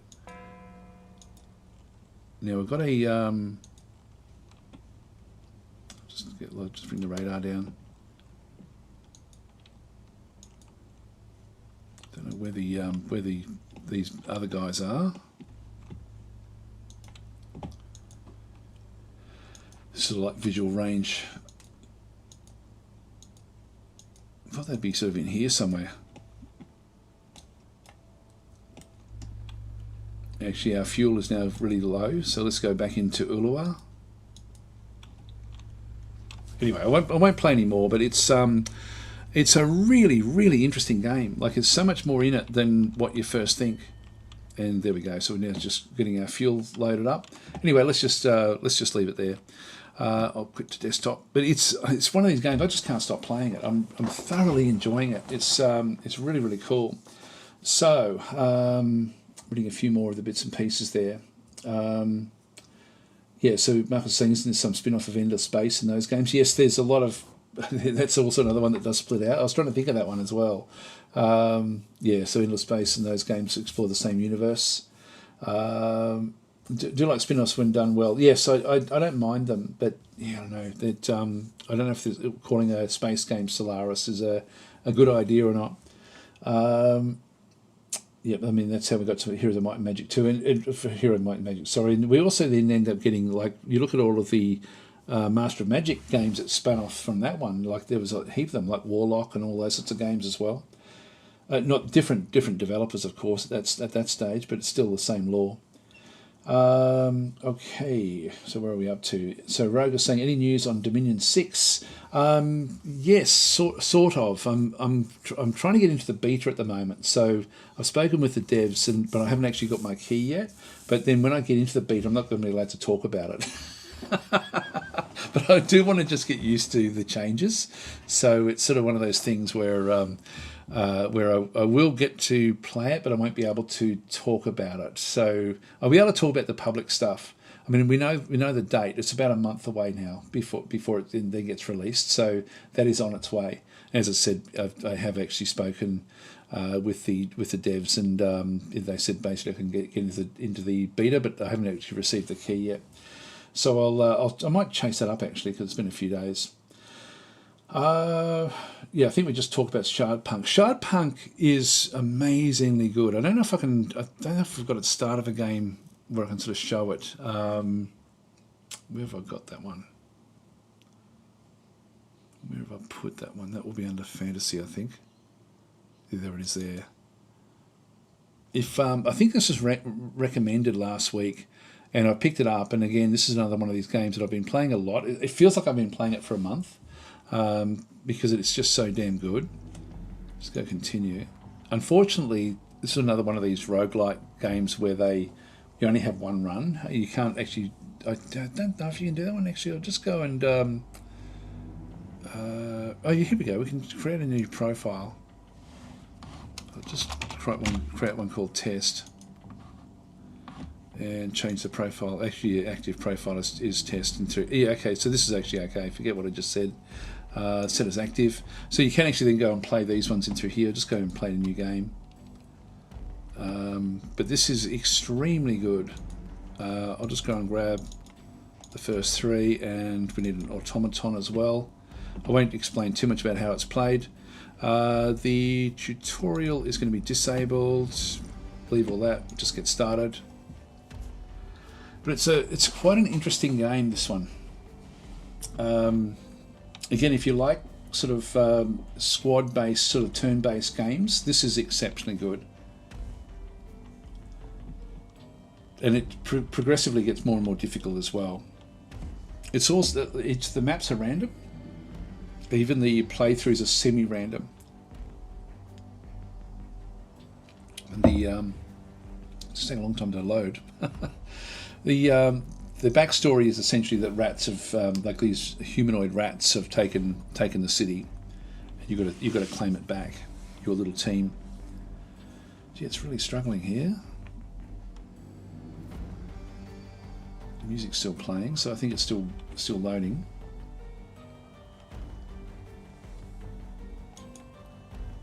There we go. Continue. Yeah, blah blah blah. So you've got different biomes. The biomes have got, like as I say, they're random. It's random each time you play it. You've got your characters in through here. I won't play it for too long. I'll just give you a bit of a feel for how it does actually sort of play out. You've got areas where you can sort of go down and loot. So this is like a looting area down through this other side. Let's just move on down. If I just go and right click. I'll just see if I can quickly find the enemies.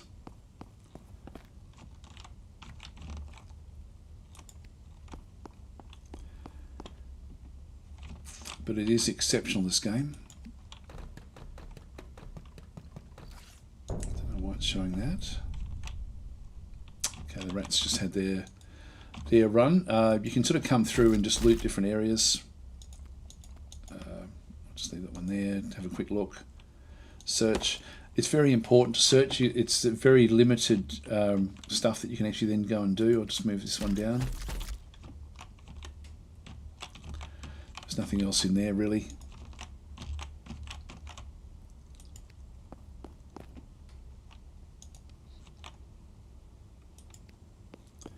So we can find the enemy.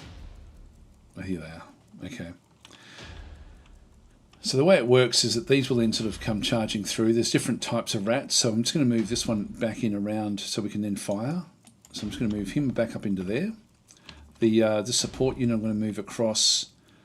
I'll move this one down into here. This one's only purely support. Enemy turn, they're now going to run forward. So those little guys have just got knives, and then these other guys have got guns. That one's in cover. Might as well come back and help. Yeah, it's still a fair way off.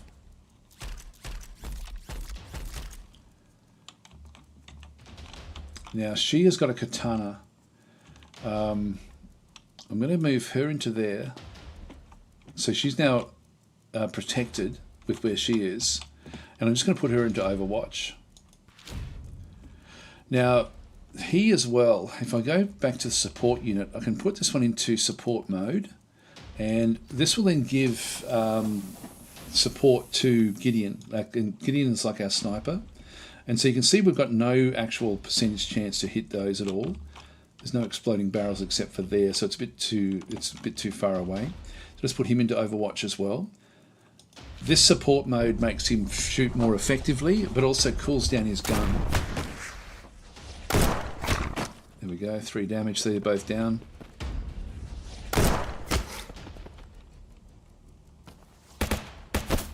Missed because she's undercover. It's a really, really good game.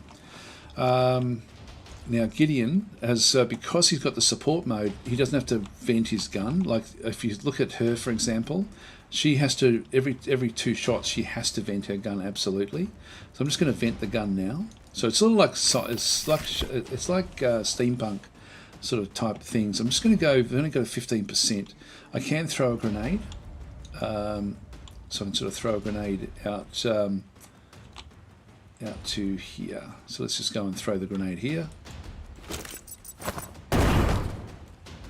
He's down. Gideon is can't actually spot that one, so let's just go and set this one up again with Overwatch. And you just stay where you are, maintain the support mode. And this guy here, just leave him here for now. Actually, I should have gone up to there.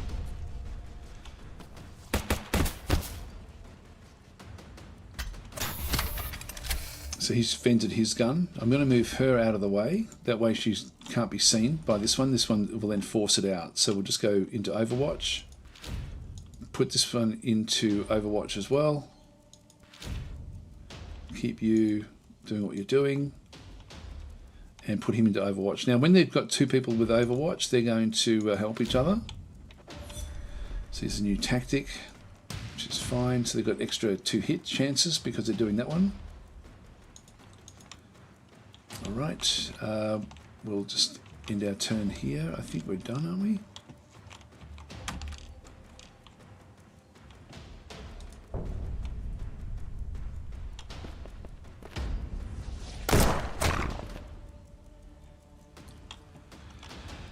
Now he doesn't have Overwatch. Now what she has, she's also got a katana. So let's go and use the katana to finish this guy off.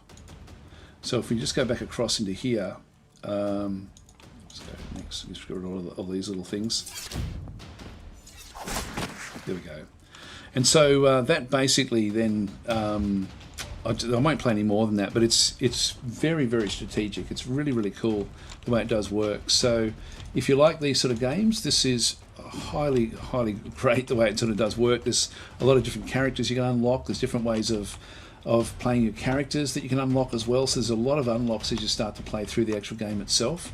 The goal is to sort of move through the city, sort of destroying the rats as you go, but really to pick all the loot that you possibly can, and then to escape through these doors eventually. So that's sort of like the overall the grand scheme of things. But it's, as I said before, really, really good game.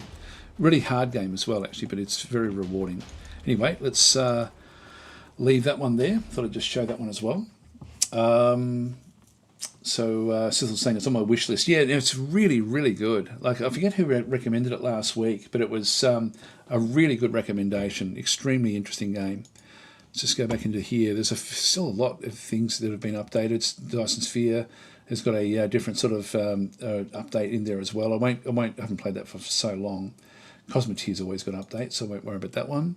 Diplomacy is not an option. It's got another big one that's just come through.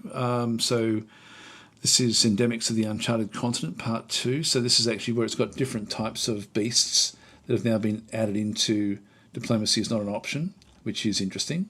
I won't do any more than that. Yeah, what else have we got? I'll just skim past all of these just so we can get to the giveaway. Blood West has now had the full launch, so this is one that I did do a video on. This is actually really interesting as well. It's like a stealth first-person shooter. It was good fun. Incluminati has also just had another update. I mean to have a look at this one, but I won't do it now. Also, we should have Kerbal Space Program should be coming very, very soon. When is that one coming? I'm trying to think of when this one actually does come in. This is getting better and better, by the way. Yeah, when is it going to come? December 19th. Yeah, so for Science Update, December 19th. So that's, what, a week away? No, a bit more than a week away. So next week we'll probably talk a bit more about this. So let's not worry about that one in that case, because that's going to be massive. What else we got? Gal Civ 4 has got some big changes coming. So Dev Journal 36 is the version 2.2 preview. So I'll just have a quick read of this one through here. I might just, I might do that one through my, just so I can sort of have it a bit bigger.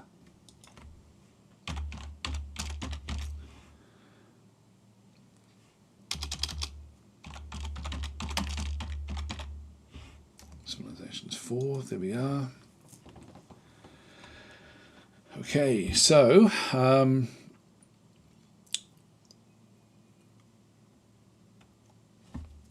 now I've got the, have I got the right thing there? Yeah, I do. Okay, so I've got the, that's interesting.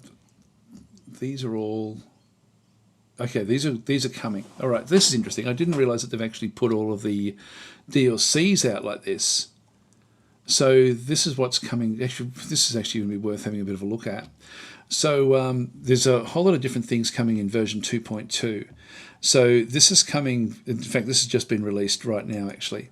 So so we've got the 2.2 preview.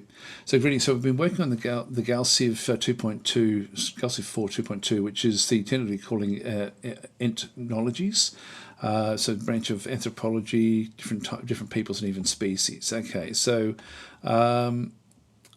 so one criticism of Galciv has been that the different races in the game aren't distinct enough. Nothing shows just how ridiculous that is, and the fact that whether you're playing the humans or a race of sentient trees, you start out building a factory or a mainframe. Oh, that's true. I never thought of it that way. When that was mentioned, I thought actually, I found them to be pretty diverse. To be honest, I thought that was one of the features of the game. Let's recap. Previously, when you started a game, you'd almost certainly get the same starting improvements as the Terran Alliance. Yeah, so it's got all those. For the pack, we went back and gave mostly the main canon civilizations their own starting improvements that go along with their civilization much better. More importantly, we tied these in. We tied these to their starting abilities and not the specific race. Therefore, your custom faction will be able to mix match and probably create some interesting combinations. That sounds really interesting, actually. Terran resistance. These guys are the most similar to the Terran. I won't go through the specifics of that because I know that we're running out of time. But yeah, so they've got there's a lot of things coming in here. A lot of different ways of then playing the game. Yeah, interesting. I'll skim past all of this and just see what the last piece of information was. In fact, if we go up the top. Just go back from that one there and have a look at this one here. So the new biomes. So another big change coming with this holiday season for Galciv players in 2.2 in ethnology is a massive expansion of the number of biomes that make up the world. Today we'll have a look at some of these new ones. So first a recap. The humans of Earth have a specific planet layout that loosely matches the continent layout of Earth, minus Australia. Hey, you can't do that. What are you thinking? You could at least put one square over here. Just one or even two. That would be So that is Earth. So with North America, Europe, Africa, South America, etc. But no Australia. That's terrible. You guys didn't send the bribe money. There we go. So we did, however, add a lot new special tiles that have a chance to show up. I see several of the screenshot above, but still, Earth is one that is most like the previous versions. Let's go to new planet. So this is an oceanic planet. Oh, this looks interesting. So there is different biomes in through here. See which why we need to improve this. Okay. I don't know if we can see. Yeah, there we go. Lagoons. So lagoons are a different type. So marshland, barrier reefs, lagoons, tropical grasslands, shallows, gold fields, coastal. This is cool, actually. Barren worlds. They've got volcanic and barren. Okay, that's cool as well. Volcanic Drengi. So this is going to have volcanic lava flow, volcano and volcanic plains. I'm guessing that's a volcano there. Oh, this looks fantastic. This is great. I just, like this really does look very, very good. So you're getting all sorts of different types of terrains in through here as well. Snowy plains, floodplains. This looks fantastic. Yeah, that's great. Okay, that's cool. Let's have a look at the DLCs because I hadn't seen the list before. So now Tales of Centauron is coming the 20th of December. So this is now Warlords comes in Q1 2024, the Species Pack Q2 2024, and Megastructures Q3 2024. Let's have a look at these. Tales of Centauron. There's no video there just yet, but this content requires a base game in order to play. Now that's 20th of December for me, so it's going to be the 19th for you guys. So just so we've got that one there. So coming so in 7 days' time. Well, I think next week then we'll definitely be talking about this. Pre-purchase, yep. So you can just get that one there. $14. What does it give you? What does it do? What do we get? So diving into the 24th century Centaurian sector, a melting pot of galactic powers like the Drengan Empire and the Eltarians. This DLC enriches Galactic Civilizations IV with unique technologies, planetary improvements and starship components. Experience dozens of new lore-driven events that bring the galaxy story to life. These features also extend to custom civilizations, sharing traits with canon species, offering a more personalised and immersive gameplay. Tales of Centauron promises an expanded, dynamic universe, deepening the strategy and narrative experience in the Galactic Civilization saga.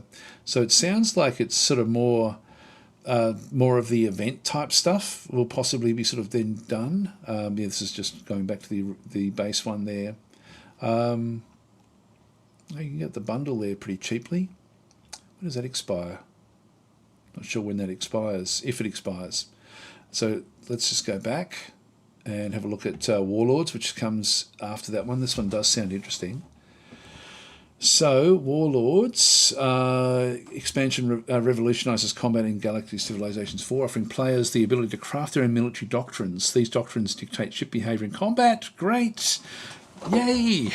Not only to design new ship classes and establish a strategic order of battle, enhancing control over engagements without micromanaging each fight.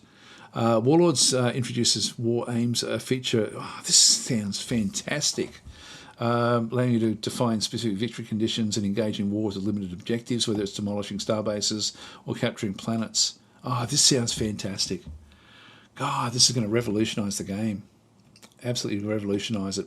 Additionally, Warlords significantly upgrades the combat system, allowing for more intricate ship designs and detailed after-action reports. This paves the way for an intense arms race, where every decision and design can tip the balance of power. Prepare for a deeper, more strategic warfare experience in the Galactic Civilizations universe. Wow, that sounds fantastic, doesn't it? Really, really cool. So that is really, really good. Actually, that's. I actually wonder, can they do that in that sort of time? Like that's really, that's a lot to put into a Q1 build. That's 3 months away. I hope that they don't rush it, because that's going to be absolutely awesome. Then they've got another smaller content pack. So it looks like they've gone small, large, very much like Age of Wonders has. So the species pack in through here. What are we going to get in through the side? So expanding on the vast species that takes players beyond the Centaurian sector to explore the entire Milky Way galaxy. This expansion is enabled through discoveries. Yeah, okay, so that's cool as well. But nowhere near as cool as the warfare one. And then megastructures. This looks like another big one. All right, so elevate your civilization to a new realm of possibility with the megastructures expansion for Galactic Civilizations IV.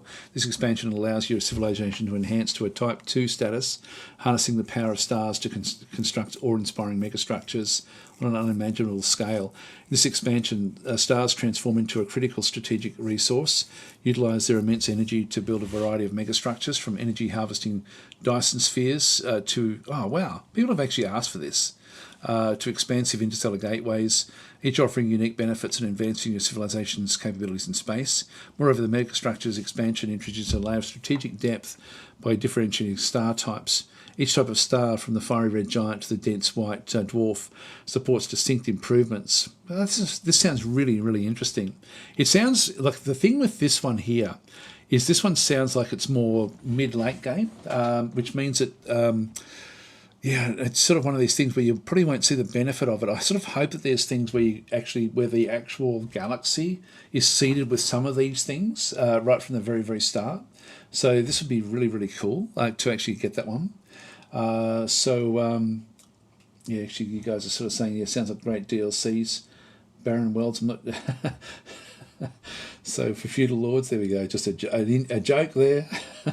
So Jarlison saying, found your channel by chance. It really has got me excited to get back into strategy gaming. Depression really took everything away from me. That's no good. Thanks for being the catalyst to get me going again. Oh, look, I hope that these help. I mean, it's sort of depression's a horrible thing. It's sort of absolutely debilitating. So it's I hope that you find games that you enjoy. And depression is not fun at all. I want them all now, says Michael. I do too. This looks really, really good, I've got to say. Really looking forward to Warlords. This is going to add a lot more content as well, but God, I don't know how they're going to get Warlords done in 3 months. I mean, maybe they've already been working on it, parts of it, I don't know. But that sounds really exciting. Anyway, Gal Civ 4, great game. I don't know why it's only mostly positive, 73%. It's definitely better than 73%, definitely better than that. So anyway, Gal Civ 4, we'll definitely be talking about that one in the coming weeks as the DLC gets closer. Let's go back into my list of things that I had. So we had Gal Civ, Archmage Razors. I've downloaded this one, but I haven't really played much of it. I'm struggling getting into this particular game. This is another roguelike, like a Dungeons and Dragons style game, which I... was approached by the devs, but it's one of them I'm not getting the feel of it yet. But it's one of these ones that, like Splattercat, for example, it's one of the games that he's most excited about with its development.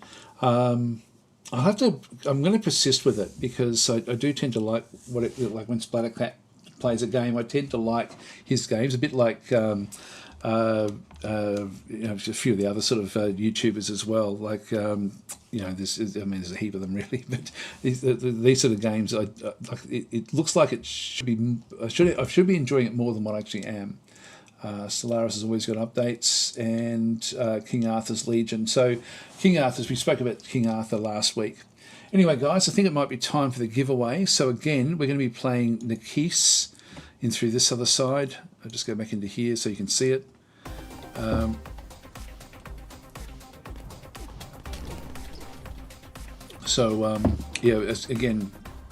94%, 91% reviews on this particular game. So this is a giveaway for today. It is on special this week. Actually, I'll just go back to the other. Just turn that one off and go back in on this one here. The keys. So it's about $5 US at the moment.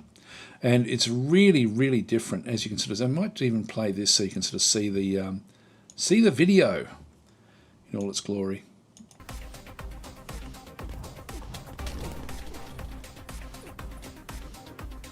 So it really scales up. Different biomes. And And you can have different characters sort of in your city. And you can play cooperatively as well now. But I think that the cooperative play will be a big improvement to the game. I mean, some of it does look very much like it's RimWorld-like, but it really isn't. I found it to be much less like RimWorld. Wow, look at all the people coming.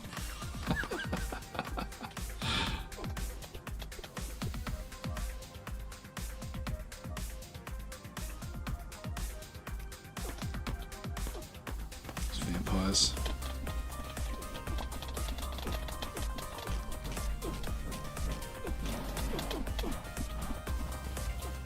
I mean, I'll never get to these sort of levels.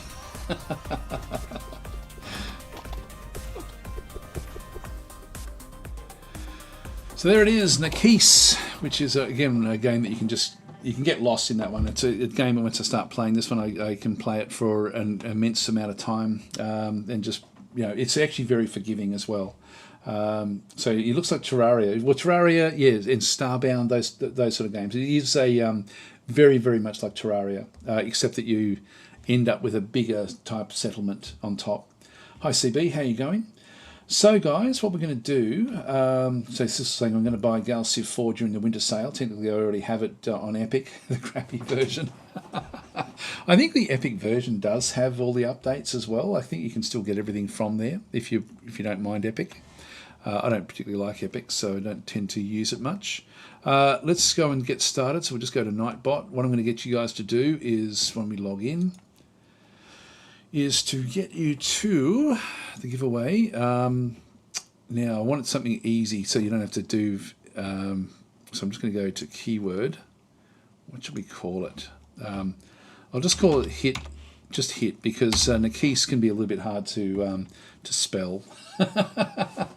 If you if you just type the word hit in the chat, you'll then get to have a chance to actually win that particular key.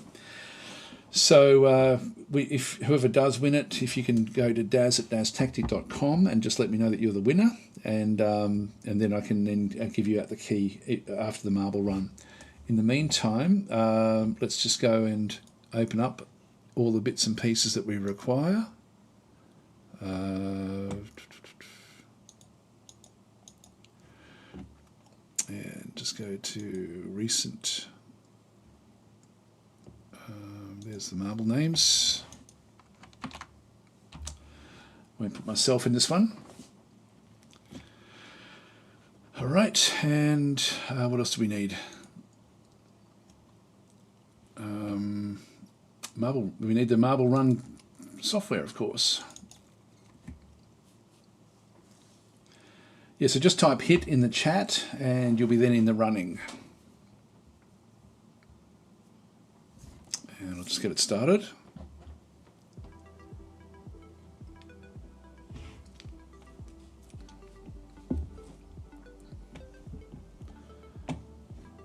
Now if we just go across to race, we're going to do a Grand Prix. Do 3 maps, of course, and we'll just do a quick Grand Prix.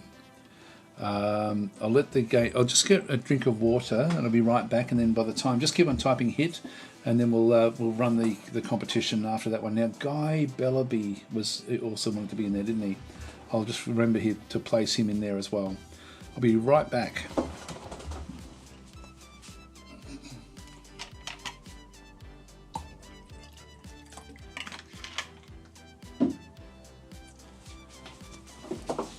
All right. So, Rogue is saying, be sure to grab your marbles. All right, guys. So, there we go. So, John is the last one. John Hole that we've got there. A CB is in there as well. All right. Let's go back to the Nightbot. And, okay, so the last one we had there was CB. Just go and grab all of these. Did anyone not opt in? No, everyone did opt in. That's fine. Control C, 24. Only 24. Wow, okay. This is a good chances of winning here. So So Lawrence is saying, every time I join in, I'm the last 5. Hopefully I can actually hit the last place today. So we'll just go and... so you've got good chances now. Guy is not in. I'll just put Guy in there as well. He did make a point of asking to be placed in there. And Louise, you're not in there. Okay.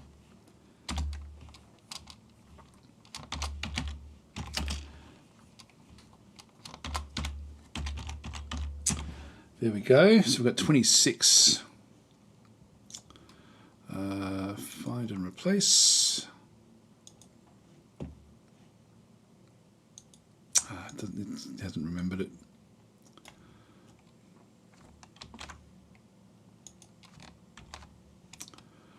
And we want to replace this with just a with just that.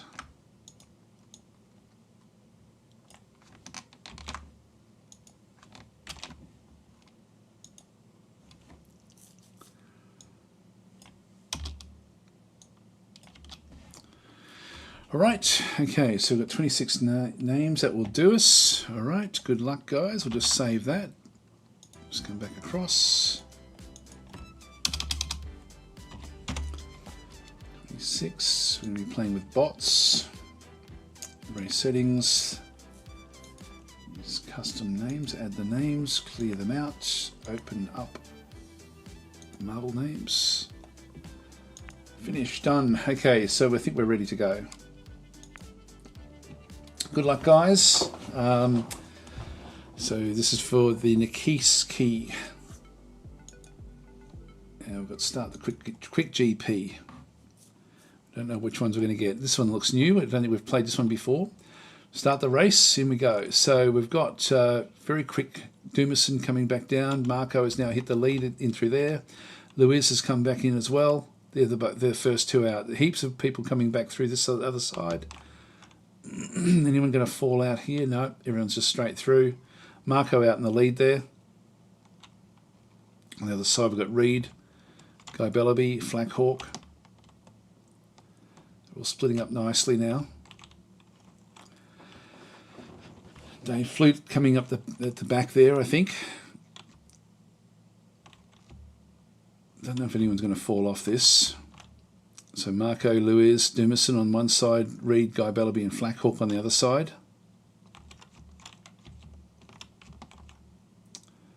Yep, Marco's the first one out. Yeah, it's pretty close actually. Just going to sort people out. So Reed is coming through the top. And straight through, Flackhawk straight through.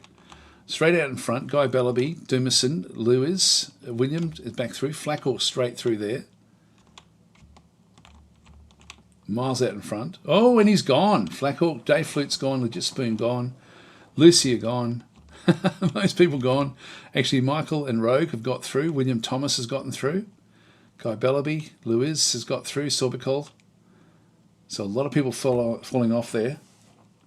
So Serenity, John Hole, Maladroit is gone. John Hole looks to be the last of them. So the first one through is going to be Guy Bellaby. Whoa, there we go. They're being pushed back. CB's gone. Rogue came in second. William Thomas came in third. Reed fourth. Lewis fifth. You don't want to hit that. You don't want to hit. Oh, there we go. So Miguel is straight through. Serenity is straight through. John Hole is... Is he going to hit the... Yeah, he's straight through as well. Here comes Michael now. Whoa, and he's gone. Got ejected. And Sorbicol, will he make it through? This is a good one. This is a good ending, this one. And straight through. There we go. So Guy Bellaby is the winner of that particular one. So congratulations, Guy. I know that you're not actually in the chat at this stage. But anyway, 9 finished. Everyone else didn't finish, so that's an interesting one. Next map. Let's see how we go. That was Shattered Dreams. This is Temple of Steve. Here we go, guys. Here we go. So we'll start the race. And there we go. Got CB. Looks to be out in front so far. Have to go down this loop. Down the vortex. John Hole out in front there now, Bubicus.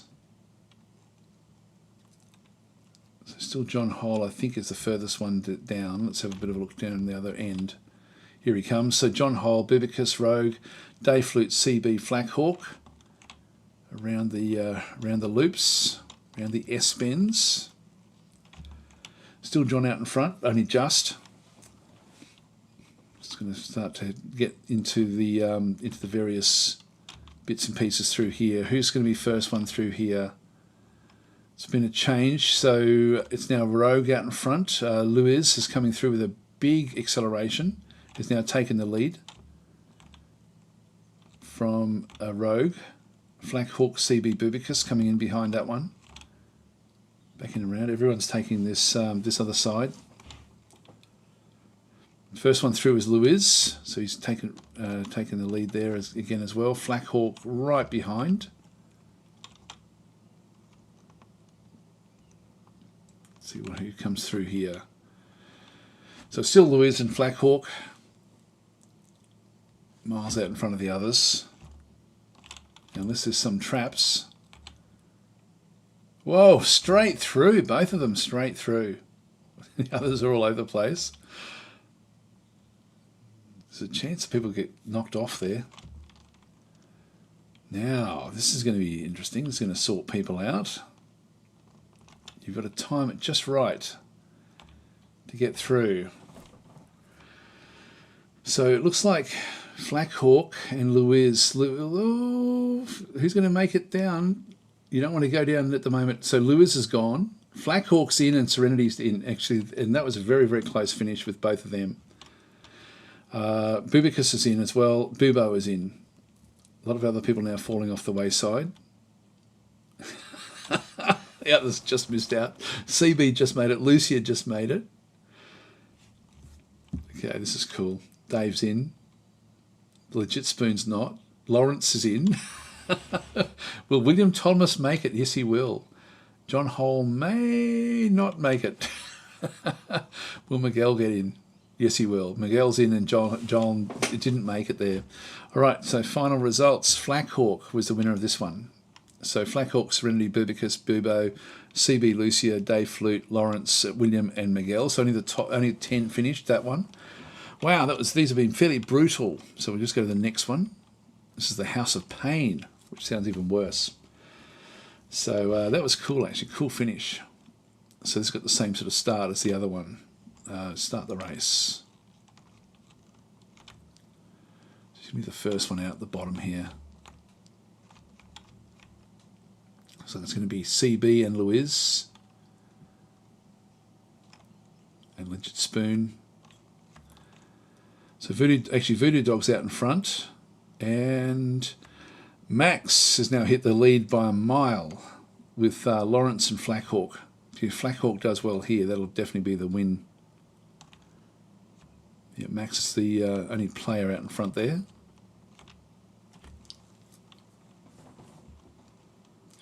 Dave has just come through, just taken the lead. Lawrence coming in second now. Max coming in third. Actually, Bubo's on the other side, and Sithel as well. Who's going to come out the bottom here? It's Dave and Lawrence and Max and John, Lucia, Voodoo Dog, and then Maladroit, Bubo, A.S. Russell, and Sithel on the other side. Straight through this area. Voodoo Dog, John, and Lucia are straight through. Lawrence and Mac Rebo. Who's going to get through here? Max and Lawrence. Whoa, big pickup from both of them there. Now, Max is on his own now in this area. And he's going to win this for sure. Absolutely for sure. So Max is the first one home. CB coming in second. Dave Flute's third. Maladroit fourth. Michael fifth. And Lucia should be sixth. And the others will sort of still be making it through. Now this one, it should be starting to, you can see there, it's going to catch up with Dumison and a few of the others. They're not going to make it through, I don't think. So the racetrack is burning up behind them. Finishing could be important. Guy Bellaby may do well by getting that one there. Dumason's gone. Don't think you'll make it through. Reed possibly will make it home. There we go. The winner is Max. Congratulations there. So let's just see what the final results actually are. So nearly everyone made it back except for Dumason and Voodoo Dog. How did Voodoo Dog not get home? I'm sure Voodoo Dog made it home. Don't know what happened there. I didn't see that one. All right, so let's finish the Grand Prix, see who actually wins. So coming in third is Guy Bellaby. So Guy Bellaby came in third. Max came in second, and then the leader, the winner, is going to be Flackhawk. So congratulations, Flackhawk. So what I'll get you to do is to send me an email, and I will then give you the key. So I'll just press escape, and you can sort of see everyone's position there. Silvercall was the last player out of the group there. Let's just go back in and just send it to Daz at daztactic.com. So that's the email address, and I'll get the key out to you. So congratulations. So yeah, that was well done. Anyway, guys, I'm going to leave it there. So thanks for watching, and I'll be back next week. So it looks like we're going to have a fair few more things to talk about next week with Gal Civ 4. We're going to have we're going to be right on the doorstep then of the Kerbal Space Program as well. So second last is Lawrence. So anyway, guys, I'm going to